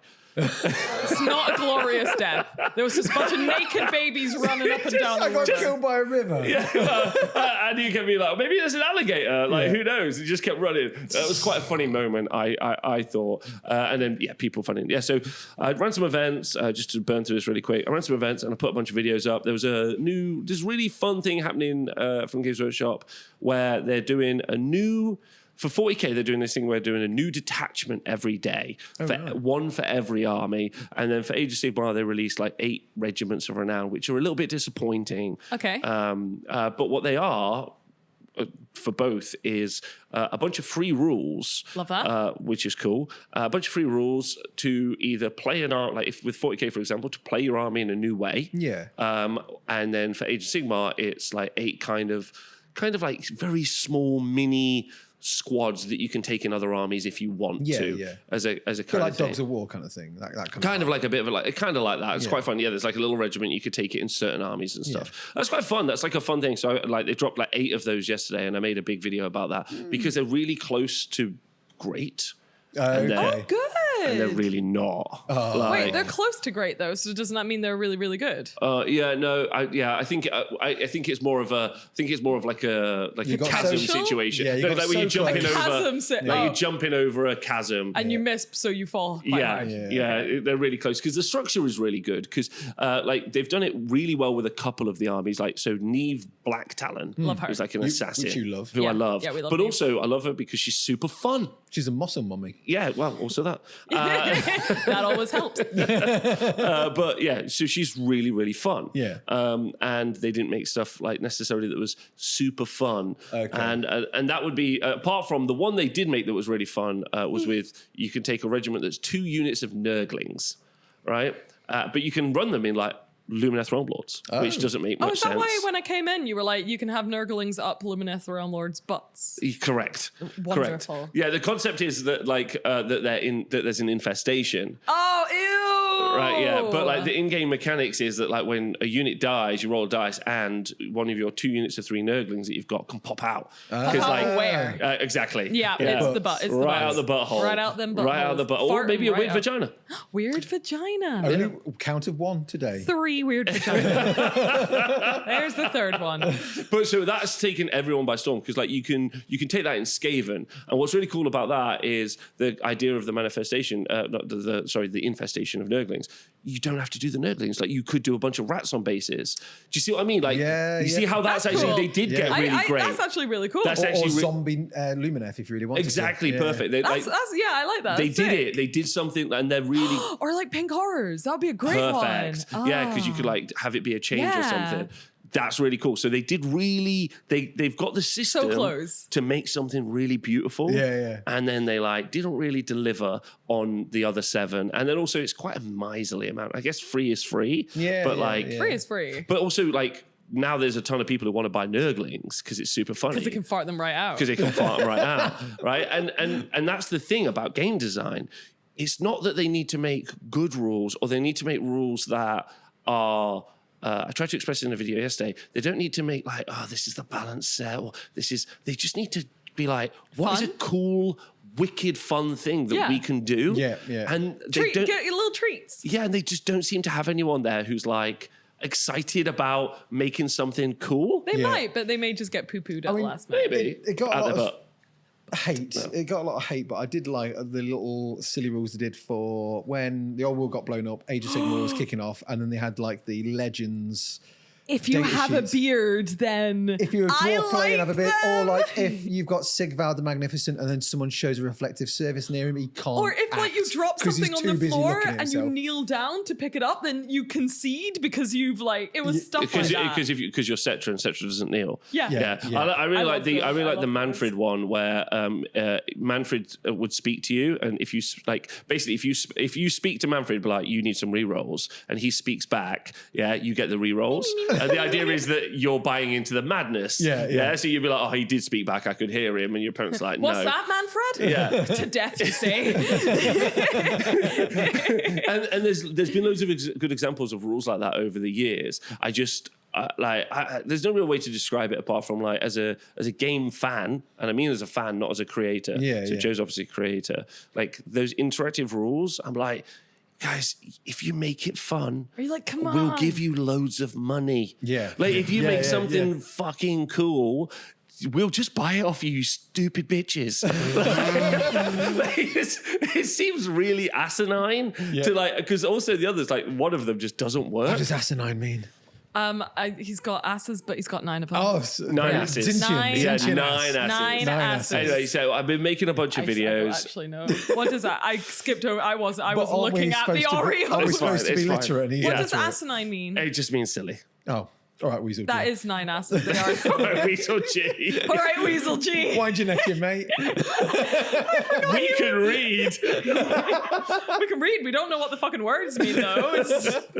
Anyway, yeah, so I've been making videos, running events, which is a bit of the same, and then planning Christmas and stuff. So yeah, and also we just ordered 250 litres of resin. Woo! Oh, wow. It's incredible amounts. Yeah, it's that's a a lot pallet of of resin. resin. Yeah. Lots of Rascal Town in 2025. Is it going to be like 5 pallets of resin? I'm going to need to help you. Just Maybe. move. Oh my God. Yeah, it's a lot of resin. Yeah. We're going to call Dave back. Yeah, call Dave back. You need to come over. God, Yeah, we've been making a lot of goblins, which is super exciting. Yeah, people Can I get observe excited for something as well? Yeah. Yes. When I was at the Riverlands event to play Frostgrave, what amazing tables and armies were there as well. Right. I was having a right good look at the armies and stuff. It was so good to look at, like the dwarf armies, the themed armies. Seeing like the Bretonnian, there was Bretonnian versus Bretonnian at one point, which was hilarious. But it was just really nice collections, Yeah. really, really nice to see. It's something I mentioned in my video where I kind of like was like, hey, look at all these competitive players. It's like their armies fucking rock. Yeah. Like And no and- one played with grey plastic, right? And it's also, I didn't see like I remember playing a couple of competitive games of Warhammer with some people from the studio, Mm-hmm. and they'll get the pink horrors and they'll put them in a long sort of conga line. Yeah. Because there was some Spring. rule mechanic and it just looked dumb. It didn't look like and feel like a battle. Sorry, it felt Andy. like I was playing. I mean, I'm sure, but it became a thing. Yeah. Like, someone did it and then one was like, oh, that's a cool tactic. I'm like, it's a cool tactic, but it looks dumb. It doesn't Yeah, look like the- a battle. It looks like people are queuing up to die. yeah. Ultimately, like the on table top thing is yes, you're absolutely right, and they have over the years actually changed the rule so that's impossible to do. Yeah. That's created its own problems. Okay. Like it is, yeah, but like yes, you're absolutely right. Old World does look like a battle. Yeah, Like yeah. I think like that's one of the selling points of Old World. You walk along a bunch of Old World tables, you can see a line of pretty gribbly, horrible monster dudes versus some pretty poor peasanty fellas. I get it. Yeah. Like that makes a lot Yeah, of sense. like sometimes you go to like a 40k tournament and it's like 3 Wraith Knights as pushed to the side of the board as possible behind terrain. And Yeah. it's like, cinematic. Wow. Yeah. That's exactly what those Wraith Knights should be doing. I mean, like me and Steve, when we did Age of Sigmar when it first started off, we were treated a bit like Total War. Yeah. So we'd have like blocks of infantry. I'd have like a block of like great swords, a block of like halberdiers, and then you move them in the blocks. So they're like what 8 Yeah. wide, so much deep. But then they get into combat, you get that melee kind of feel. Yeah, Again, yeah, it feels yeah. like Lord of the Rings strategy game. And then if something charges on the side, it kind of actually has an effect because of like how many people you can pile in. You not being able to pile as many in, so actually having a flank attack has made actually a good tactical sense there. So early days of Age of Sigmar, it felt like I was playing a good Yeah. tactical game, even though the rules were quite basic on 4 pieces of paper. But I quite really like enjoyed those that. days. I enjoyed that. I enjoyed that kind of flow and tide of the battle, lines moving. But then it got to the point where you just see like weird tactics, and like I'll be like, oh. It's just But that's people's choice. it's so- just how it works. It's like when another you way play to play a game. Yeah, it's like when you play Old World, like someone always says, someone's like, okay, I have some Chaos Warriors. You're like, cool. It's like, how many, I know they all stand next to each other, how many long do I do them? And you're like, cool. Well, if you have them wider, 10, you can have potentially more attacks.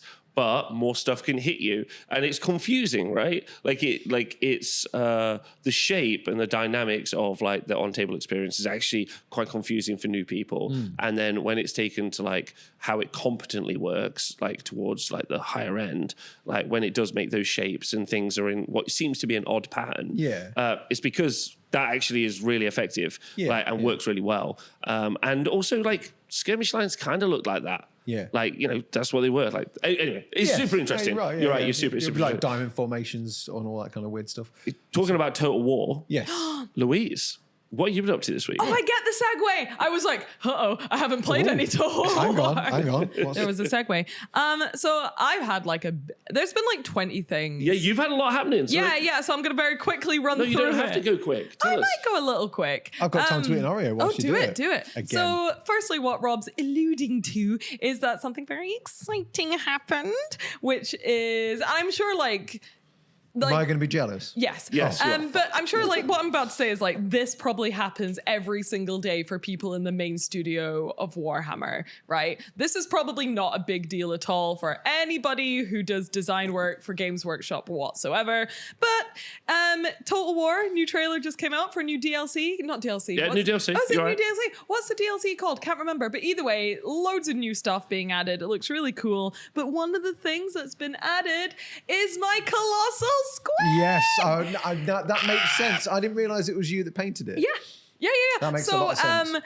And like, because when I first saw it, it's like, it's not the most creative thing in the world because it's a big red squig, but you can tell it's my squig because I added in some like little details on the head and stuff, which made it very, very mine. So then I posted online because I was really proud of myself that I was part of the team that that made that essentially because Mark Bedford sculpted it, I painted it, but then one of the people I think that designed the 3D model reached out and they were like, "Yay, collaboration!" So we got all hands in the middle for the design team of the squig, which is really cool. But yeah, so that popped up and that was really cool, right, Ross? It's super cool. That's so very cool. cool. That's so it's cool. My squiggy. Yeah, that's It's my amazing. baby, and he's just running around in a game, and everyone's gonna get to play with him finally. Yeah, Does and he you have a talked name? about. Does he have a name? I call him Ganesh, Lord of the Unfed.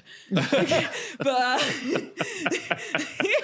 I get that reference. he's Ganesh, High Lord of the Unfed. But I thought that was funny. That's super cool though. Yeah. Getting that like having that like combination. Yeah, and like I said, it's not the most like incredible because it's not like It is. It is. It is. But like for the one squig that I've done, there's thousands of miniatures that they've used to like for people who have painted thousands of miniatures and designed those that don't get to say that they worked on it. So I'm happy to get my one thing. Yeah, but I think the guy like I don't know who the guy in Games Workshop who got to do the Gandalf. Right, The Gandalf. yeah, like the Gandalf miniature. Yeah, I'm sure there are probably several. Gav. Yeah, there's probably like 9 Gandalfs or whatever. Yeah. But like, the day when he turned around and they were like, "Yeah, so we're going to need you to do Gandalf," and he'd be like, "You won't believe this. I've actually been sculpting Gandalf for like 30 years. I'll give you Gav. 5 minutes. This is just the moment of my life." Yeah, the Lord of the Rings team specifically is very cool because when they do sculpt one of the actors, they send it to the actor to Yeah. approve. And I was like snooping around on the Lord of the Rings like asset library once because I was looking for something to like do boxes, and I found pictures of all the dwarves holding their miniatures Oh, yes, that have like yeah. never been seen. It was so cool. If there was a non-IP like game or movie or something What that do you you mean could non-IP? sorry, Everything's an non-games. Sorry, IP. non-games workshop okay. IP that you could like have like Labyrinth? a mini of or a labyrinth. Labyrinth. What would you what What do you mean? What? You or like just something in there? Yeah. Okay, cool. That's fine. Yeah, That's good. literally. I have a friend that like does stuff for like Jim Henson, and he did some stuff for like Dark Crystal, I think, recently. Yeah. And he's got some crazy pictures of his phone of like him mending puppets and shit. And I'm Oh, like, amazing. if I even got to design a leaf for Dark Crystal, You'd be over the moon. my life would be complete. Oh, really? Yeah, Okay, that's incredible. legitimately, yeah. Peach? Is that something like Like, I what would you would want to want? contribute? Yeah, something you would want. Yeah. I want the entire range of G.I. Joe and Cobra. What you'd want them as minis, Yeah. But you've also it's got to be something you also design a bit of, or like Oh, Do you mean like, Right, are you trying to say see. like what Like, would we say- contribute something yeah, to? like the way you've contributed to Total War and kind of, but basically Warhammer. Anything Jim Henson. Yeah, anything Jim Henson. That's a tricky one. I'm a big fan of XCOM, and I wouldn't mind like if Oh, let's Peachy say I don't know cameo. XCOM 3 happened, and they're like, Peachy, we're going to do a range of miniatures to go with XCOM 3. If you paint them, we'll include them in the game. I'll be like, Amazing. I am in. Oh, Yeah. amazing. I am so in. Let me do that. I want to do that. So know yeah, what Ross I think is. XCOM. XCOM's super cool. I don't know. Like this is what I tried to Total say on War? the D&D. No, I'm a fan of Total War, so I don't know if I'd want it to be included in any element of it. Is it a Bobby Fingers video? Oh, well done on getting Bobby Fingers commenting on you. That's what. Louise has just said that so she can bring it up. Go on, Louise. Go on, I bring did it up. kind of, but I also think that's also true for you as well. No, I don't think so. Dawn Sir video. There we go. But he already includes you in like all his videos. It's fine. I'm already there then. So I've reached where I want want to be in my life. There you go. Perfect. So- me and Charlie, just content. Rob's Yeah. one of Rob's, and also I love his content too. Bobby Fingers, if you're watching this, hi. Hi, Bobby Fingers. Hi, Bobby. So if you are watching this, Bobby Fingers is an incredible YouTuber. Like, Rob, how would you describe his stuff? He's got like 4 videos. It's kind of, like, I would say he's a storyteller. He's an artist. Yeah, he's an artist and storyteller. He worked in the movie industry for years. Yeah. And like doing a bunch of like physical prop stuff. And then he now just does the same thing in a YouTube video. He's like the ultimate hobby YouTuber. I Yeah. saw the one you put on your stream where he makes Jeff Bezos' face Oh as my a God, boat. Jeffrey As a boat. Bezos As a and Jeff- boat, yeah. And As a then he boat. rows away, sings a song, and you can find his treasure. If you haven't seen it, please watch it. yeah, It's the one with so Steven good. Seagal is also incredible. Oh my Oh, God, I need to see this so one. You need to watch that good. as well. Yeah, Yeah. because They're he's basically like the best and most entertaining videos in the world. yeah, he's like always doing some like puppetry and like explaining why he's doing it, but the why he's so doing it good. is his indictment of the person or the thing, and it's just very funny. And then he commented on one of Louise's videos. I was like, "Fuck you, Louise." It was my Gundam video. Yeah. And It's good. he'd said that he spent 240 euros on a ruler, so I shouldn't feel bad for spending 50 quid on a pair of clippers. I was like, I hope that ruler pays your taxes. Oh, sir. also- He also One- surgically took one of his ass hairs and He had did. it implanted it in his head. Yeah. Really normal guy. Really normal stuff. Yeah. Also, well done on your Gundam video. Thank you. Peachy, you look so salty when you said Thank that. you. It's true. She did a great video, and lots of people like it. And Yeah. Dave, I love you. Dave. Oh, should we talk about Dave? Well, you don't have to. MS I want to Paints talk. I want Dave. to talk MS about. Paints I Dave. want to fucking talk about Because Dave. I love Dave, and he's talked about What a Gundam a cutie lot, pie. and it was nice because I watched your video and I watched his. Yours was very entertaining and very interesting, like the dynamic hyperactive. of it. But one of the things I found I really liked about Dave's as well is I now understand all the different grades. Well, this is it because the way he described it, he's so like, good. because he called me because he's a sweetheart, Yeah. and he was like, okay, so your videos like hey, this is really exciting. Oh my God, you want to try it? You should try it. And Yeah. then his video is like, sit the fuck down, kids. Like, stop jumping around. I'm going to tell you how this actually works. But what I did as I was watching it, I was like looking and I was like turning around and like going, yeah, I've got one of them. Oh, is that what that does? Oh, okay. So, He's got a great style of presenting as well, Yes, which is I've like always liked really his chill and videos. nice. But yeah, Dave made a Gundam video too, Nice. which is really good, and it just explains all the grades that you can get. you know what that Speaking of- means? oh, Sorry, go on. I was going to say, you know what that means? More people are getting excited and interested I love about Gundam, and that's not a bad thing. So That's well not- done, both thank of you, you. Peachy. Thank well you, done, both Peachy. of you, for making great Thank positive videos about Gundam. It's so easy. True. So easy to be nice. It's so So easy. easy. It's not difficult to be I'm me. going to just move it on because Thank I won't you. be able to say anything. So Louise, talking about Shut up, because I'll Gundam, cry. I Shut up, because I'll cry. I think that I'm in with a shot of winning the Gundam like Creators Cup. Any chance? This- if this- they wait, can has you there been wait, any wait, results announced? Before we When say can I anything, enter? Rob, can we try another segue? Okay. Was that the only one you could think of? Because I was shy. Whoa, okay. I'm working my ass off here. Right? Trying to take whatever lunacy I'm you not want. a lore YouTuber. Yeah, like I fucking just- two whirlwinds into a straight line is not fucking easy. Jesus, Try like trying to another segue. trying to nail diarrhea to a wall Well, you over know, here. I hear Dave and yourself entered the World Builders Cup. Oh, That's well, good, Peach. How did that go for you? I'm gonna cry. Out of That was a interest. good one, I Peach. don't know. I don't. So, by the time this video goes up, hopefully this will all be announced. But how do I cry? So the Gundam Builders. Let's start from the beginning. So this year, I decided to enter the Gundam Builders World Cup, Which is it's like Golden Demons mixed with Armies on Parade, but for Gundam. Can I just say, I was going to Yes. consider entering, then I heard Louise and Dave were entering, and I decided not to And enter. like loads of other people as well. Well, this is what I mentioned in my video because I was like, oh. But then Bandai asked if I'd like to participate because they always do like loads of subdivisionals. Yes, Like, yeah, because yeah. there's the big main competition, which is worldwide, and then there's regionals. So like, Is this if the you- Glee reference? Yes. Right. got Yes. ya. Yeah. So ya. then there's regionals, and if you win in the UK, you get a trip to Japan, and that's like the main competition. But there's always like tons of subdivisionals. Like there was a Rivals Corner subdivisional, Yes. just for one of their like retailers of Gundam, and there's like obviously like under 16s, and there's always a bunch of subdivisionals. But one of the ones that Bandai set up this year was a content creator subdivisional, which they're calling the influencer one. So I'm trying to take it, because some people have umbrage with the word influencer. It's just a word, isn't it? Yeah. It's fine. But People do take the word badly though. People are, I don't want to be influenced, therefore I hate you. Yeah. Therefore, I mean, I'm a human and able to resist the entire of advertising in the human race. yeah, sure. But also- They live, watch they live, and then you soon realise it's all lies. not today. Either way, I'm not trying to sell anything or anything. I just think they're fucking cool. Yeah. I say in my video, Can I vouch for this as well? Yes. Like, Louise really thinks they're cool. You know, like sometimes I'll start talking to Louise about something, I can see her zoning out, and I'm like, do you know what? That's okay.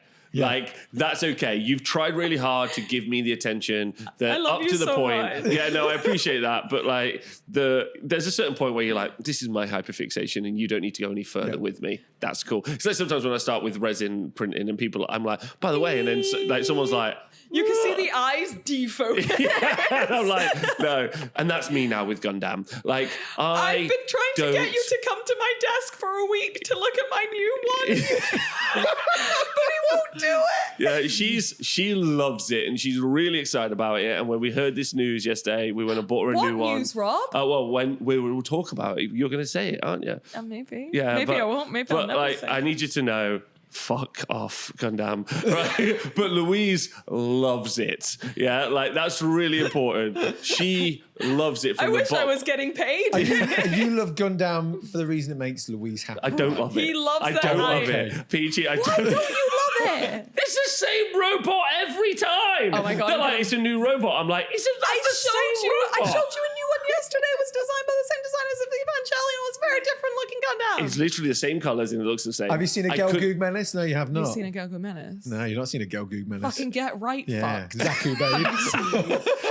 I need you to know I'm so okay being in the camp of not knowing fucking anything about Absolutely. Gundam. Everything I have now learned about Gundam is against my will.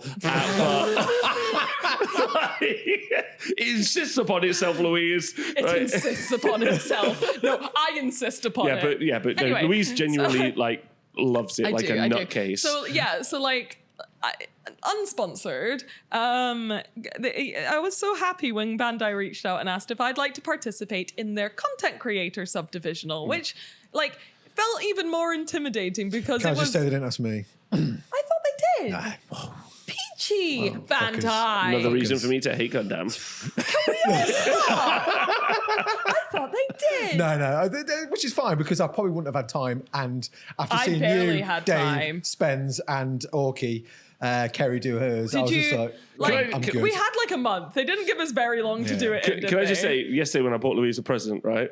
So I bought Louise you for buying. a Gundam yesterday Thank as you, a it was the present. best one. Like, and I got it off the shelf, and she didn't believe it was a good one. But anyway, I took was it intimidated by the shapes and colors and overstimulated. because the box is the box I got was like medium size, but I kept picking up the massive one. So he's like, "Why are you picking up the massive ones?" I'm like, "Because they cost like 40p. Like, they cost fuck all." Like, I bought Louise this one. She's like, "Holy shit, this one's insane!" I was like, "It's like I open 25." it up and it's like 8 sprues of like clear glitter. Oh. Like clear pink glitter Yeah. and gold. And I'm like, holy shit, Rob. Like, why did you buy this? So, and he's like, how much?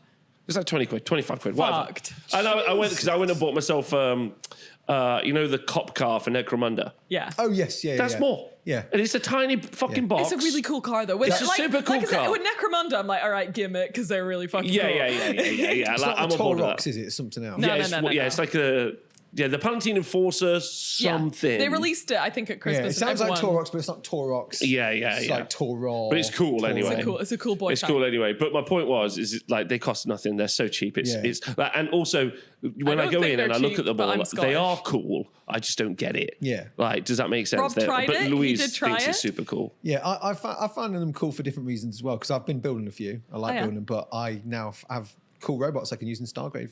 Yeah. And Well, 7TV. there was one that looked really Necromunda-y. And I was like, I think I could get on board with it if they were like. So I really enjoyed the Netflix series Yes. that we oh, watched. you love that. Yeah. Make a war Requiem game for a on that. Vengeance. Yeah, I could get with it if they went like more If they had a purpose? mechanical. I think there was like a PC game. I'm going to say Hearts of Iron or something. Yeah. Where I think that there That's was the World War II one. Is that the one? Yeah, I you're on think about? there was like they were kind of mecha war robots. Oh, that won't be Hearts of Iron. That What about Armored Core?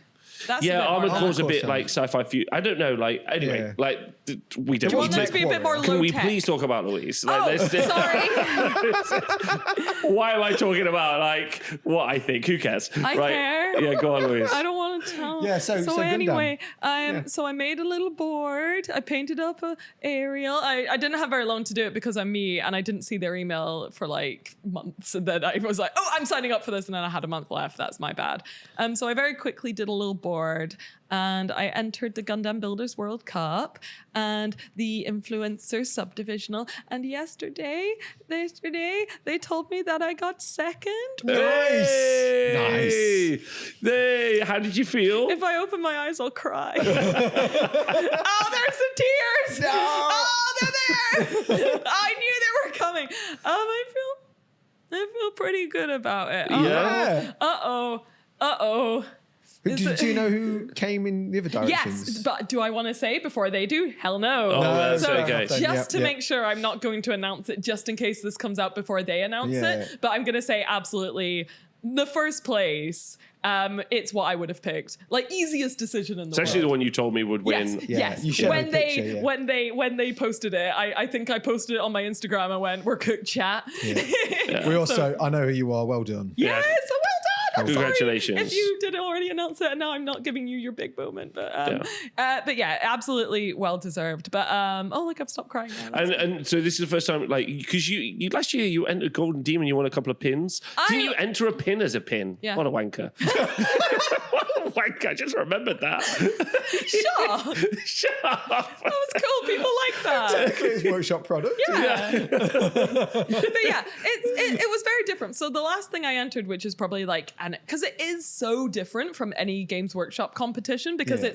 it's not the Gundam Painters World Cup. Yeah. It's Gundam Builders World Cup. Interesting. So I tried to describe this in my video, and I don't know a lot about it, but I did as much research as I could. And it seemed like a lot of the winners, like one of the big focuses is like incredible kit bashing, because you're not really allowed to like 3D print anything. So if you want to make the most impressive mobile suit, it's all about converting and adding something to a pre-existing like mobile suit. And then a lot of it is about painting. And then on top of that, having like a really cool theme to kind of tie everything together seems to be the way that people like place very high. Okay. And since I like don't have the product knowledge yet, because I am quite new to the hobby, I was like, I'm going to play to my strengths and just paint the shit out of everything, because that's what I can do. Yeah. I can paint, not necessarily fast, so it wasn't my best paint jobs in the world, but I can paint. So, so I just painted everything, and I got second place in content creators. And what do you end up for just second place in a subdivision, or what do you end up getting? Oh my god, they're so generous! Oh, I got really? a perfect grade kit. Perfect grade. Okay. Do you know what that is? Yeah, it's the like best grade. isn't Rob, it's it? perfect. It's not real. It's not a master. Perfect. Perfect. Yeah, perfect grade. So and I get a little trophy too. That's so awesome. And they asked what name I'd like to put on the trophy, and I said first place Louise Sugden.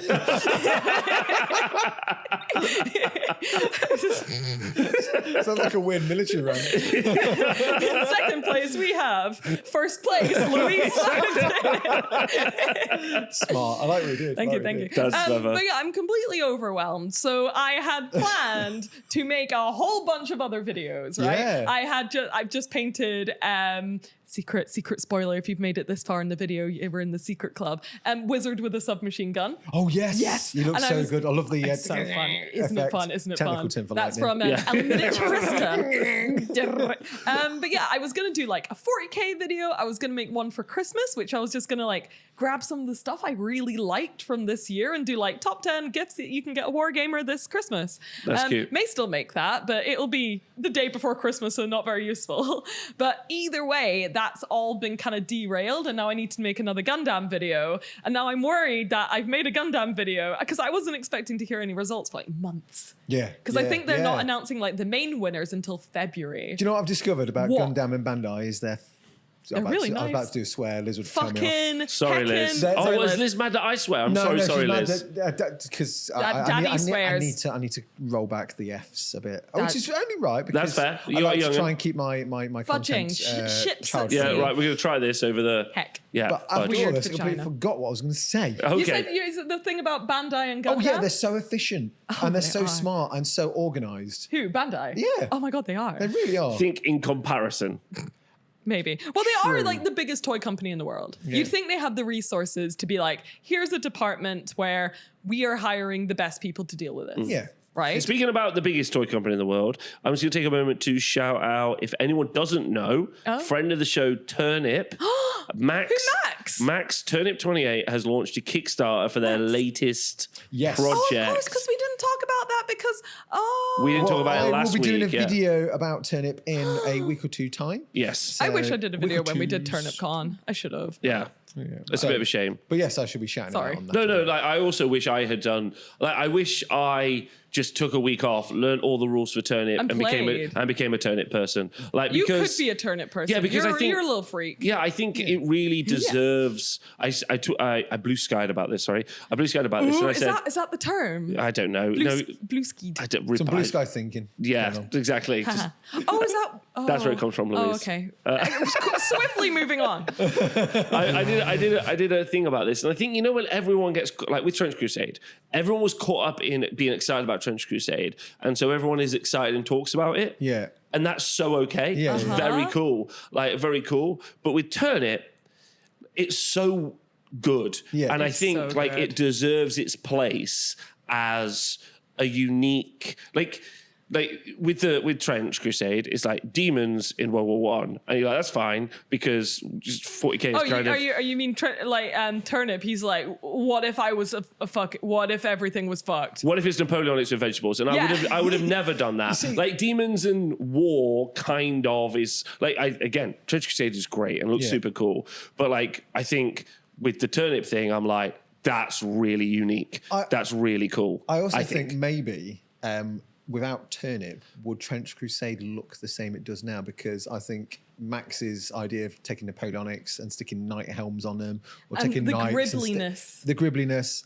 I think I'm not saying that like Trench Crusade is completely taken that, but I think there's been some inspirations in some of the design aesthetics that are very Turnip related. I think he's created a very specific look within like the 28mm Yeah, wargaming yeah. community. That's what I'm trying to say. Yeah. There I'm we not go. trying to compare them. No, I'm just agree. trying to say like I it's so definitely think some influence there. and I'm super excited for the Trench Crusade creators because I know all of them are really passionate. I'm so and they're- happy for them. Yeah, and they crushed it on like 3.5 million. It's amazing, yeah. But then I turn around and I see Turnip, and I'm like, I don't know why that isn't Doing better, yeah.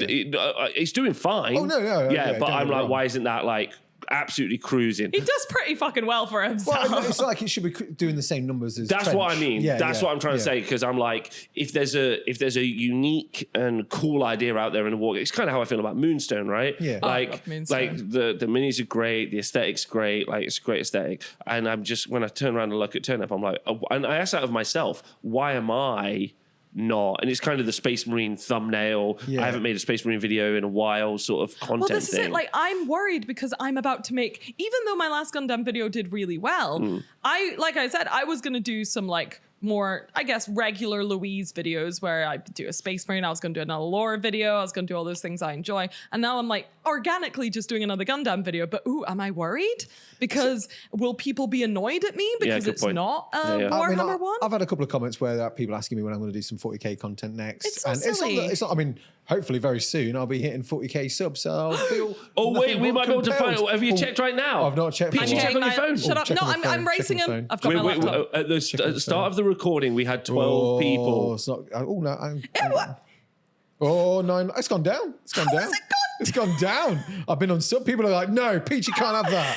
Peachy can't have that. Okay, we're waiting to find out. I'm on 992-39992. So at the start of the recording, we're waiting for 12 people to subscribe to reach Yeah. 40,000, And now there's eight left. Eight people left. But yes, I wasn't I was hoping to get to 40k. Well, actually, when I started the channel, I was hoping to get to 20k by Christmas. So I've done more than I expected. Dude, that's incredible. So- You got 40,000 subscribers this year so far. Yes, yeah, Dude, yeah. you should be so I am chuffed. over the moon. I was not expecting that many, to be honest, and it's been really, really nice. But look I at what I'm do doing. want to do some 40k content. But what I was going to say about the 40k content is I get asked a lot. I think a quarter of my videos have 40k in it, and I want to look at other content. And I do think there's a bit of a change in the wind, Louise, where there's a lot of people that potentially aren't getting as invested in 40k as they used to be. And I see a lot of the bigger channels that's doing true as less well. 40k. Yeah. And their Which is- 40k content's getting less numbers. And I think people are sick and tired of just seeing it's Potentially, I'm not it's saying that's healthy. factual, It's but- healthy. It may not be that they're sick of tired of It's a 40k, vibe. but it may just be like they're looking at other things Yeah. too. I mean, I've definitely been, and I know people hate the word, but I've certainly helped influence people get into Silver Bayonet because I can't Good. shop about it. And people keep telling me that they've only bought Silver Bayonet and watched Shop because I go on about it so much. It's just the way of the world, isn't it? But that's super healthy. Super healthy. At the weekend, I was having breakfast with a couple of the guys who were at the event, and we were talking about. One of them, Tom, was talking when he was younger. He was like, "There's no magic in my local area." Then one of the other guys was like, "No Magic the Gathering." Oh, Like, right. I thought you were like, when he was in quiz. There's no magic between us. I was like, oh. yeah, like when he was a kid, there was no Magic the Gathering in his local area. Then one of the other guys was saying that there was, for when I'm running events and stuff, I know I'm giving people a space, like with our Shatterpoint events, which no one comes to. Like it's like 8 people, but like that's 8 people who are like, this is my favorite game system, and I'm really enjoying it. It's not no one, no, but it's not your 40k, 400 people event. Crazy though. It takes over everything. If anything, it's actually kind of like what's they say? It's the aberration, not the average. Like it's the odd person out in the room. When's your next one? The Shatterpoint event. The next one is in January. We should promote him. We should do like a little poster. Or a little, and then I can post it on my socials and, see if we can get Sarastro down to play some Shatterpoint because he's that'd be cool. Sarastro. Yeah, Come play Shatterpoint. Well, because basically what I'm doing is I'm putting one every month on. And the idea is that I just double it up with, because I've spoken to my local club mates and I've been like, look, I'm just going to double it up with either one of my AOS events or one of my Old World events. And then, I won't sell as many tickets for that over the weekend and I'll just do a 6-person. And I'm like, there's 5 rounds over a weekend. So if there's only 6 people, that's still enough people for everyone to play on a Saturday. So like they make 0 money. The idea is just try to develop the community of people playing a game they really like. And there's more chance of Orpheus crushing Colin. Love that. Yeah, there was a point I was bringing this up for though, and it was because of building a little space. That's it. Yeah. Because your videos, being a leader or like an organizer means that more people get excited and into the thing, like Louise with Gundam, right? And then with you with Silver Bayonet and everything, you're doing the same thing. You're giving people options. Yeah. It's good to have options. It's great to have options. And it's as far to bring it back around to like me winning a thing. I'm brand new to that hobby as well, and like. I managed to go into it, be like super positive, like join in, work hard, and I was like rewarded right away, which I think is like super cool. Because like with Warhammer, it can look really intimidating, but as long as you go in with the right attitude, there's communities there, and you can get rewarded for your hard work. Absolutely, yeah, you're right. Which is really cool. Yeah. You've also been painting. Yes. Are you okay? Yeah. Can you stop being so squeaky, please? Are you just like blown away? Are you just blown away that you got that you did so well? Are you not? Yeah, Louise, I was so chuffed for you. How hype was I for you all of yesterday? Very. Yeah.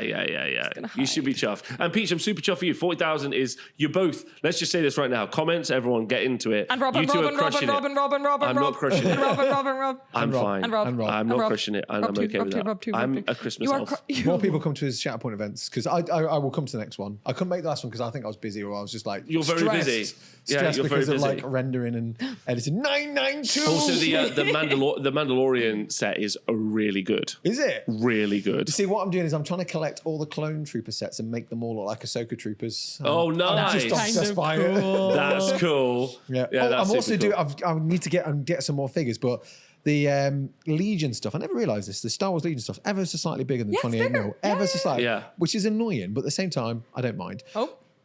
It's okay, keep going. Yeah. But No, wait. They won't hear it. They can hear it. They don't hear it. It's They'll recorded. hear it. All right. Well, Carry on. no one will hear Go on, anything. Peach. But yes, so I'm a big fan of. There's an artist called Jake Bartok who does a lot of. I'm probably mentioned this before. He does a lot of art that is Star Wars that looks like medieval. I love his stuff. It's so good, and he It's does so good. Lord of the Rings, which is Star Wars.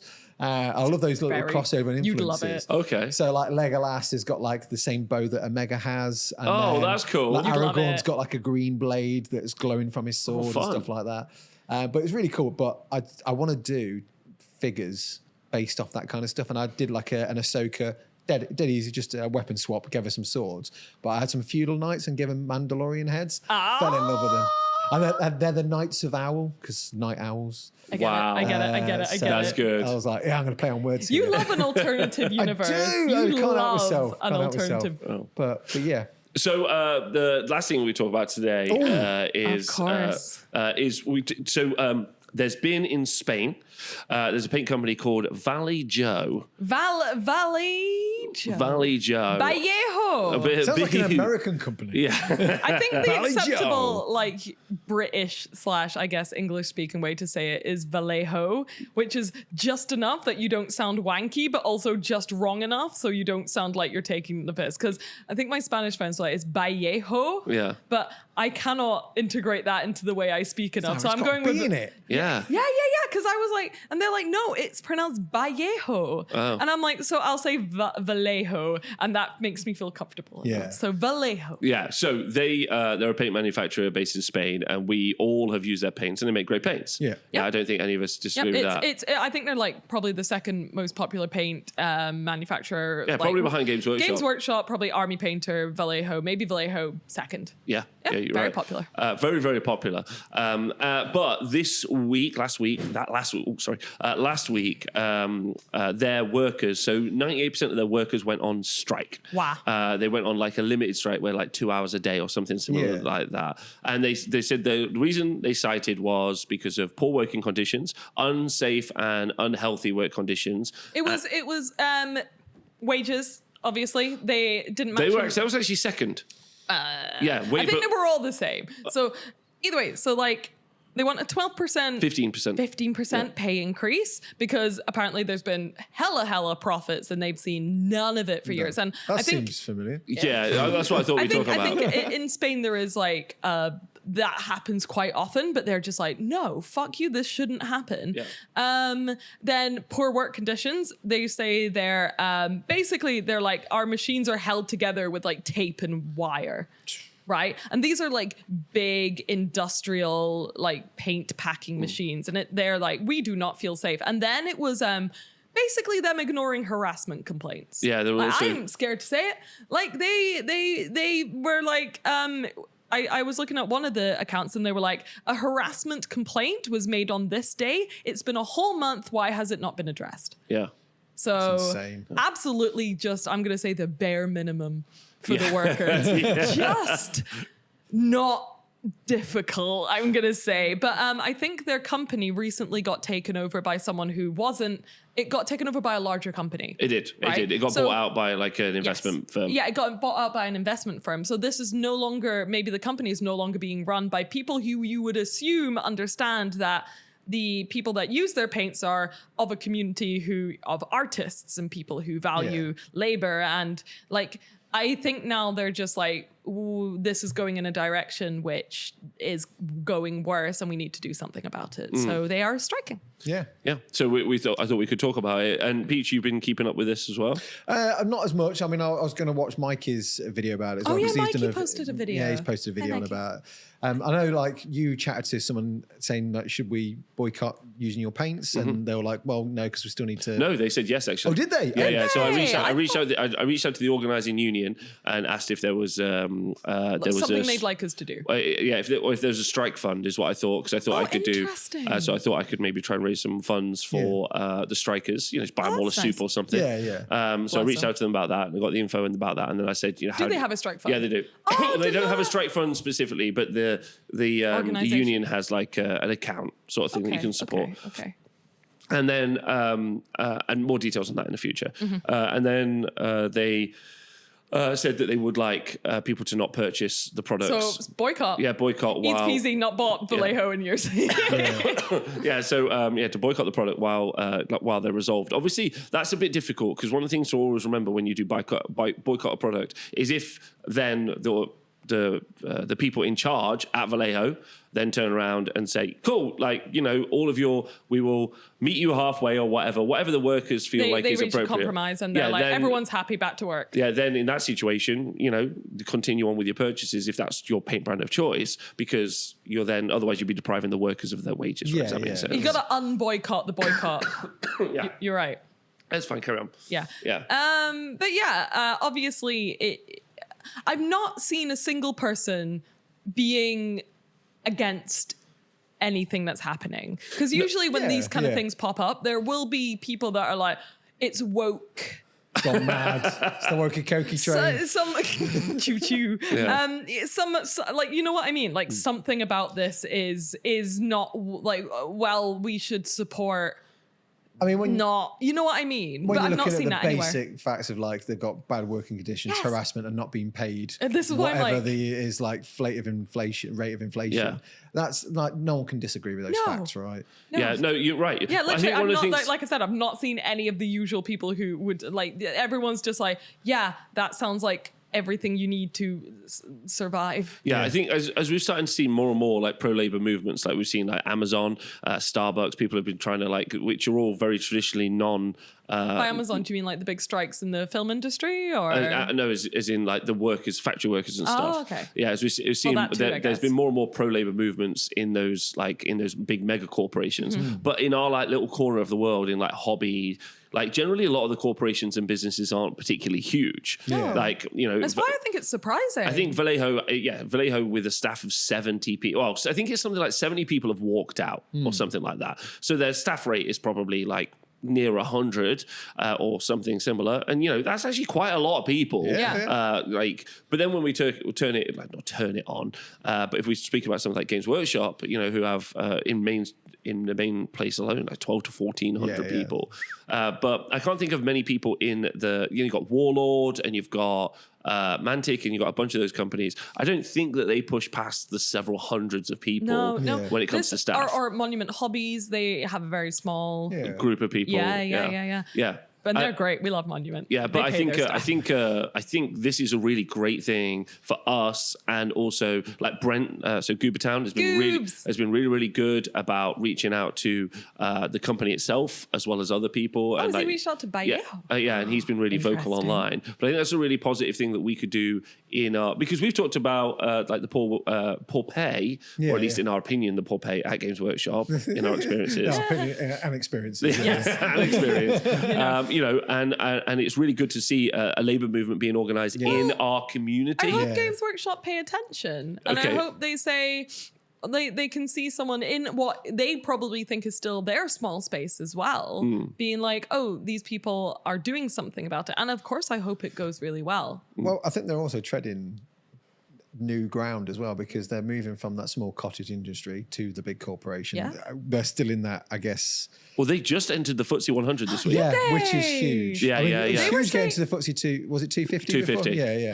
That was Good a for big G-Dubs. move. So their stock went up like something like 15%, and now they're in the FTSE 100. It's going to go crazy. I mean, when the thing, you look at that, it's like they're making great miniatures, they're doing really well, they're making lots of money, they still pay their staff shit. Their wages did not match inflation last year. Like they are a insanely successful company. At this point, there's no grounds where anyone for not like paying their workers really, really well, and they don't, and they intentionally don't as well. So my question to both you, actually, because we'll bring this up, because I think we support the Vallejo workers. That's an important thing to say. Yeah. Viva la workers. Viva la workers. We support them, and we really hope they get what they want, more than what they want. I know that's crazy, but 20%. Okay. Give them 20%. 25. Also, maybe stop harassing them. Or at least listen to the harassment complaints. I also want to know what the harassment cases are, so I'm going to have a bit more of a deep dive on that. So there's that, and then so we support them. And there's anything, if you're watching this video, if there's anything you can do in your local communities, because the best way to do this is to grassroots organize organised. So talk about it. You talk about just talk about it. That's literally it. And then people can make their own decisions on whether or not they want to support that, and if they want to inform themselves Louise on is how absolutely to right. do stuff. Yeah. I mean, I should have probably done more stuff on Blue Sky. I can't remember why I didn't do it. I probably had plans and forgot, but it was really interesting you guys talking You're about not it. beholden to it. I know, but I did saw one it and I was tweet and that was it. I'm gonna mention something about that because it's really interesting. And then I just didn't life see. got in the way, whether it was playing Minecraft with Charlie or just Probably doing something. that is quite important. Waiting for a video to export for 49 hours. Probably that. I mean, I've got the time, right? Yeah. When that's happening, I've What got am I the gonna do time. now? But what was really fun, one of my favourite people, a Spanish guy called Jesus, Chaos Thug. Of course. Oh, we Chaos love Thug. him. We love Chaos Thug. He gave me the he dropped best me a smelling message shirt. going, "Did you know Louise and Rob are in the papers in Spain?" And because of like your comments you've been putting on Blue Sky. I just didn't see many people talking about it. No. Yeah. So like I posted in my Discord and I was like, this feels like the kind of thing that Warhammer people like talk about. Yeah. And I was like, no one's talking about it. I'm gonna Yeah. fucking talk about it. So I just did a little tweet about it, and then they messaged me and they were like, we're really grateful for this. And that was really sweet.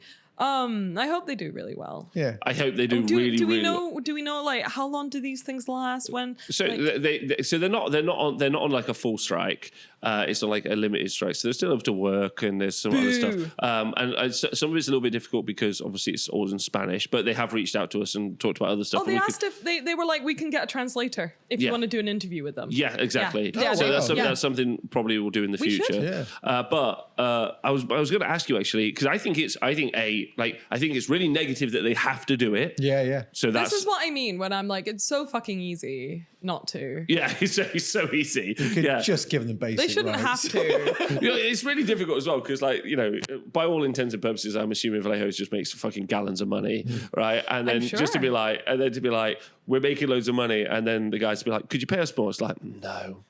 Can't. You can. You're just not. That feels so familiar. Yeah, well, I actually wanted to bring this up. So, like, Not when you for when you two work at Games Workshop, were you ever was like unions or anything similar or pro labor movements ever discussed? No. I mean, you could have a union representative when you're having like HR meetings. Or Obviously. But it's like but third what party. union representative would it well, be? it's someone that's recognised as a union that would be someone that would sit with you. So let's say I'm in a disciplinary for not hitting target or whatever, and I've been pulled in, and it's like HR's decided you're going for an investigation, you're going on disciplinary. You can have someone with you. Yeah. And usually people, I don't know why ever, because I was bad luck, people will pick a friend or someone that you trust. Obviously, I pick you. Well, I was bad luck because every time someone picked me, they got For fuck's fired. sake. Okay. Every time. Maybe not and you I was then. like, No, I picked you. I picked you. Did you? No, I didn't. No, I No. picked. The Irish Joe. guy is so nice. No, the guy that worked in trade, the Irish guy. Oh, He's not amazing. Joey Logan. No, not Joey. he's not Joey's great, Joey. though. Joey's great. I picked Joey. Yeah, anyway, he's wonderful. Yeah, so Used to be the store manager of One World. yes. Well, if you picked Peachy, would have. I see his face. I just can't pull his name Yeah, out. John's mate. Anyway, John's But yeah, what I was saying, unions. So you could have a union representative. So if you were part of a union, Games Workshop did not recognise unions, but if you were part of a union, you could have a union representative sit with you. And their job really is, if they see you getting a bit wound up or a bit upset, they can go, we need to have a break. bit of a lawyer. so But can they we, can't interact. They can't speak for you. They can't do anything other than clarify points, say we need a break, Take notes. need to have a chat, take notes. Yeah. So can we just go back to the thing that you said because I'm glad this came out organically. If they What was the bit you wind said you up. about Games Workshop? Then do you remember what you said? They don't recognise unions. Could you explain that more, like, or how it was ever I explained don't to you? understand what's the problem with the union. So honestly, great point, Louise. it was never explained. It was just like, we do not recognise unions. Okay, so this was something told to you in meetings, or in meetings as a manager. I've heard it. I heard it. Like Okay. I even heard that people who tried to organize them were their basically jobs were made extremely miserable. Okay, that's what you heard. Yeah, I heard. Okay. Right. Yeah, so But- I didn't experience any of that, but it was always like when anything was happening, like, can we speak to a union? Because there was one time we were having a contract change and I didn't agree with it. And I was like, I want to talk to a union about this. It's like, you can. We ain't going to listen to it because we don't recognise unions. Okay. So I went to Citizen Advice and I had a chat with them about it. And they were like, you can pursue this because this is illegal. Yeah. You'll probably get fired or they'll find a way to remove you. You might get 10 grand out of it. But the guy was like, is 10 grand worth a year's Your wage? job, yeah. And your job, I was like, not really. It's like, you have to suck it up. It's wrong. As a lawyer, I'm looking at this contract and there's so many flaws in it, but what are you going to do? Yeah, your benefits out of it are going to be minimal. So as I understand it, saying that you don't recognize a union is similar to saying that you don't. I don't believe in gays. Yeah, it's like the same. I don't believe in being. Yeah, I just don't believe Adam in and it. Eve. Don't believe in Adam and Steve. Just don't believe it. I'm really glad that organically came out, because like I know that that's like a persistent thing that's said inside the company. Yeah. Well, I don't believe we don't recognize. We don't recognize unions, which obviously like they don't get a choice on whether or not they recognize it because it's organized labor. Yeah, like cool. Yeah, cool. Doesn't matter. But like the Louise has said, and I'm sure that that's very true as well. It might not be, but it's also something I heard, Louise. I want to back you up on that. Either way, I'm not trying to start shit. I was in a meeting with someone who said that like I would pass my probation, I had a job, and they were like, "Oh, I'm not really sure I liking how you work, Rob." And I'm like, "Well, it's okay. I passed my disciplinary and I'm smashing my targets." They said this to you? Yeah, they said like in a one-on-one, and they were like, "Well, if you don't do what I say, then I'm going to get rid of you." You can't. And then I was really like, "You can't just get rid of someone. Like that's not how it works." It's like I'll just find a way to make you redundant. That's what we'll do. So and that's someone who still works at the company, persistently worked at the company, and like I was told that my personal relationship could compromise my career. Yeah, exactly. But like that feels illegal. Bullshit as well. It's bullshit. That feels highly illegal. But it's interesting, like the same week, Games Workshop hit the FTSE 100. Congratulations. Vallejo workers go on strike, and Games Workshop don't match inflation. They don't match inflation for their wages. Are you saying there's a storm a brewing? I'm saying, there's a storm coming. I just don't see how that becomes like long-term tenable. They don't have that many creatives on staff. Yeah. I reckon things will get better. This is my prediction, right? You are a sweetheart, though. Don't forget. That might happen if there's more.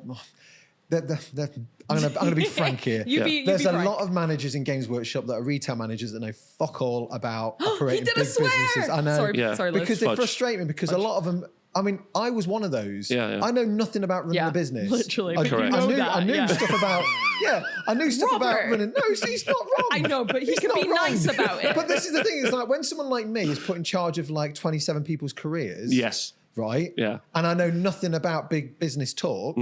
Why am I there? Yeah. But that's Why am I there? Yeah, which is super mature of you to understand. No, Peach. it is. And that's something I learned quite early on. I feel like it's the bare minimum to understand. I wouldn't say super mature. I would say people that don't understand that are being actively immature. And probably Peach has expressed something that probably like up to 50 to 60% of the population can't understand or express. But that should be normal. I agree, but like that's not. Yeah. I would say that's mature. Imagine if the world was nice. I mean, there's so many people there that worked in retail, is mates of a mate, and then they get like a job in charge of the graphic designers, know nothing about graphic designers, and then 7 people from that team hand the resignation in. Yeah, that says something more about the manager than the actual staff doing their job right or whatever. So that was quite common. I remember across the years of me being there, all the way through the studios and retail. But one of the things I found really interesting was they did this. They're going to reassess people's wages. There was this whole spate where they reassessed. I remember that. It was 8 years ago when basically, fun fact, that the heavy metal painters were paid like 18 grand a year. What are you saying? In like 2016, I would say was the latest. So not that long ago, they were paid the lowest in the company. Heavy metal painters. Army painters were paid 2 to 3 grand less than them as well. No. So it would have been on 15 grand. So the army painting team when I was there, I think, like, I'm bad at numbers. Maybe I'm wrong, but not high at all. So in 2000 and let's go with, so it wasn't 17. I moved over to Warmer TV in 17. So 2015 to 16. Yeah, that's when I placed it. The army painters were on somewhere between 15 to 17. Pounds an hour? No, grand a year. What are you saying? As a manager of 13 people, I was on 19. The people painting the Primarks, Rob, were on 18 grand. Quit! Burn it Where down! do they go? Flip a table! Steal! Well, so much stuff! Are you fucking crazy? Listen, Games Workshop employee, if you listen to me right now and you've been there for That 10 was- to 15 they've years, changed it. I need you to steal I haven't everything. done that. I need you to steal all of it. Like, that's mind blowing. So, I mean, I had I to... remember finding out. I mean, I wasn't on much more, but finding out that the people who I'm holding myself. I'm like, I'm cringing. Well, Yeah. I've got I don't know more. how to feel. Doesn't end there. So, I mean, there was people that knew people and were mates Whoa. with people, and they had like one staff member or two staff members, and they were like 30 or 40 grand. Yeah. And I'm like, what am I doing different. different? I mean, I've got 13 staff. I've got 10 army painters and 3 photographers. And this guy's Sorry, I'm got... just holding myself. Sorry. And this guy's got 2 guys, but yet he's on 40 and I'm on 19. Yeah. So yeah, they did this big company-wide, like, right, we're gonna fucking get our books in order, Yeah. essentially, and look at that person's job, compare it to that person's job, and oh my god, the painters are on 18 grand. Yeah, but the worst bit about that, right, about the painters, you had the That's Warhammer exhibition team. Yeah. Who were making the exhibitions and doing like Not my lots of lads. armies. Not my lads. Yeah, your Don't you lads, for yeah. not my lads. So- I love those lads. They're So the best boys. There were Phil's- one Phil's team. in that There was the team army now. painting team for the studio because at that time Forge didn't have an army painting team and No. like lots of painters. Yeah, there was, and then like, you had 3 heavy guys. metal.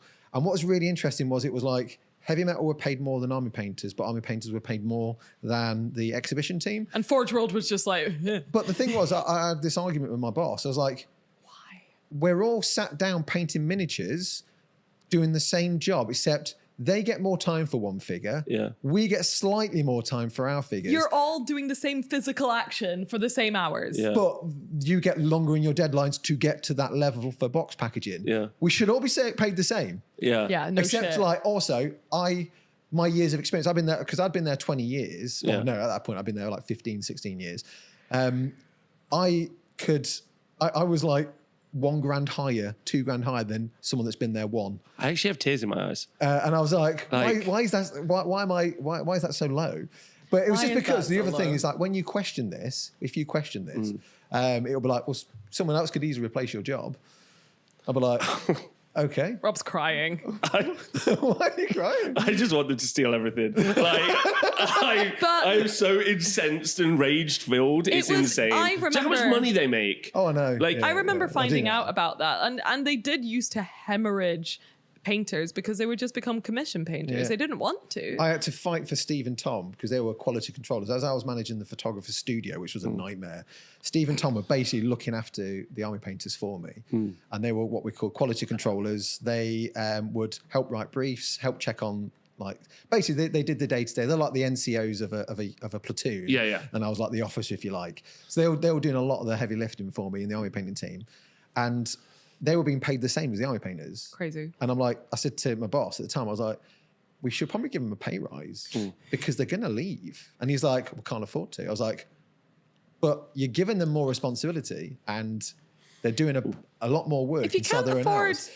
to pay then- a staff member what they're due, But you know my favourite part, Louise? ah, We would have 165 freelance artists and half that art they didn't use. Anyway, Making what we're sense. saying, what we're saying is, I think, Workers' is that, rights. is that Games Workshop should have a union, or the workers at Games Workshop should have a union, because you'll need more money. Because you're also making money. Like, also before comments, they get a bonus every year. oh, Guess they what? do, and that bonus is lovely. But guess what? It went real fast and it didn't contribute anything to, like, I didn't use it to pay my rent. Like, it goes Yeah. so quickly. And it wasn't like I would get my bonus every single year and then that would add up to a house in 5 years. Also, like, what bonus are they going to get this year? Yeah. They don't know. It's a stick And what disguised as a targets do they have to It's hit? an incentive, but it's not guaranteed and it's not Yeah. enough to cover the lack of wages. They're not going to complain about the It's nice. bonus, I but fucking also, love like, the you know, bonus. like, if all year, like, you know, it's a Friday afternoon and they're like, oh, we really need you to finish painting this stuff. It's so important. It's the big release of the year. Yeah. Why they're doing it the weekend before, I don't know, but we know that that's true that they do. Yeah. And you're like, oh, you got to get it done because, like, fucking bonus end of Can't the go year. until it's done. Yeah, like bonus at the end of the year. Like, you can use that bonus at the end of the year to continue, because there's no clarity. It's like, what do I have to do to ensure that I will get the bonus. Also, how much is the bonus? Yeah. They're like, we're not going to tell you how much the bonus is, and we're not going to tell you how much additional work or like extra hard work you're going to have to do, or what targets we have to hit for you to get some amount of whatever bonus it is. So it's just like a beat stick to use someone against someone all year. Yeah. Like, And also, then if like, they complain about the wages, it's like, oh, but what didn't you get the bonus last year? exactly. Didn't you We're get, are you nice. ungrateful? Yeah, we're nice. We gave, like, you need to be grateful. Like, it's really insidious. I thought that Games Workshop was in the BBC the other day because of all the bonuses we've been given. Like, aren't we nice? We gave everyone bonuses. That's crazy that you're saying you don't get enough money. Did you not get Also, the bonus? how did you make the bonus? How did you get the money for the bonuses? From our labour. Pay us properly, you stupid bitches. Robert, and with that. With that. Any shout outs on what you're doing and what you're doing? I want to shout out Dave from MS Paints because he called me and I cried. For Little hearts. Oh, Why do you do that? That's great. I do it because it annoys you. Guess what, That's Dave? great. That was really nice of you to listen to me whilst I was blubbering, and I really appreciate people. He had no skin in the game, and he took time out to be nice to me. Amazing. So I want to say thank you, Dave. I'm sorry that I cried. Shout out, Dave. Shut up. I'm going to dampen the mood a little, if you don't mind. So first of all, I'm going to do two shout outs. Yes. So No, that's Sam, fine. who is a patron of mine and also a friend of the family, is quite poorly at the moment in hospital. So get well, Sam. Get well, Sam. Get well, Sam. And also I'd like to sadly say we lost one of our patrons recently. Dan Vimes passed away. We were going to meet up at Warhammer World as well. We were going to have a bit of a meet up. He didn't make it. No one knew. We couldn't contact him. And unfortunately, we don't know a lot about it, only that he passed away from recently. Liver cancer, I believe. And it was like quite early on in November. So really sad to see him go So because he was quite active in the Discords as well. Yeah, this one's for you, buddy. This one's for you. This one's for you. Loads of love. I might do like a little dedicated to it at the start of the episode. This one's dedicated for to you, Dan. bud. That's sweet. We wish you could have made it. He was here. Dan S in your Patreon and my Patreon. I'm not sure about Juggz. He was definitely in Juggz as well. So a lot of people on the Peachy tips are quite saddened. I'm upset. sad. Oh, You would have loved this episode. Goodbye, Dan. yeah, he would have loved this episode. Loads of love, Dan. Goodbye, Dan. And then, yes, okay. And goodbye, everybody. Goodbye, Thanks for everyone. tuning in. See you soon. Thank you for coming. Bye. Love you. Bye.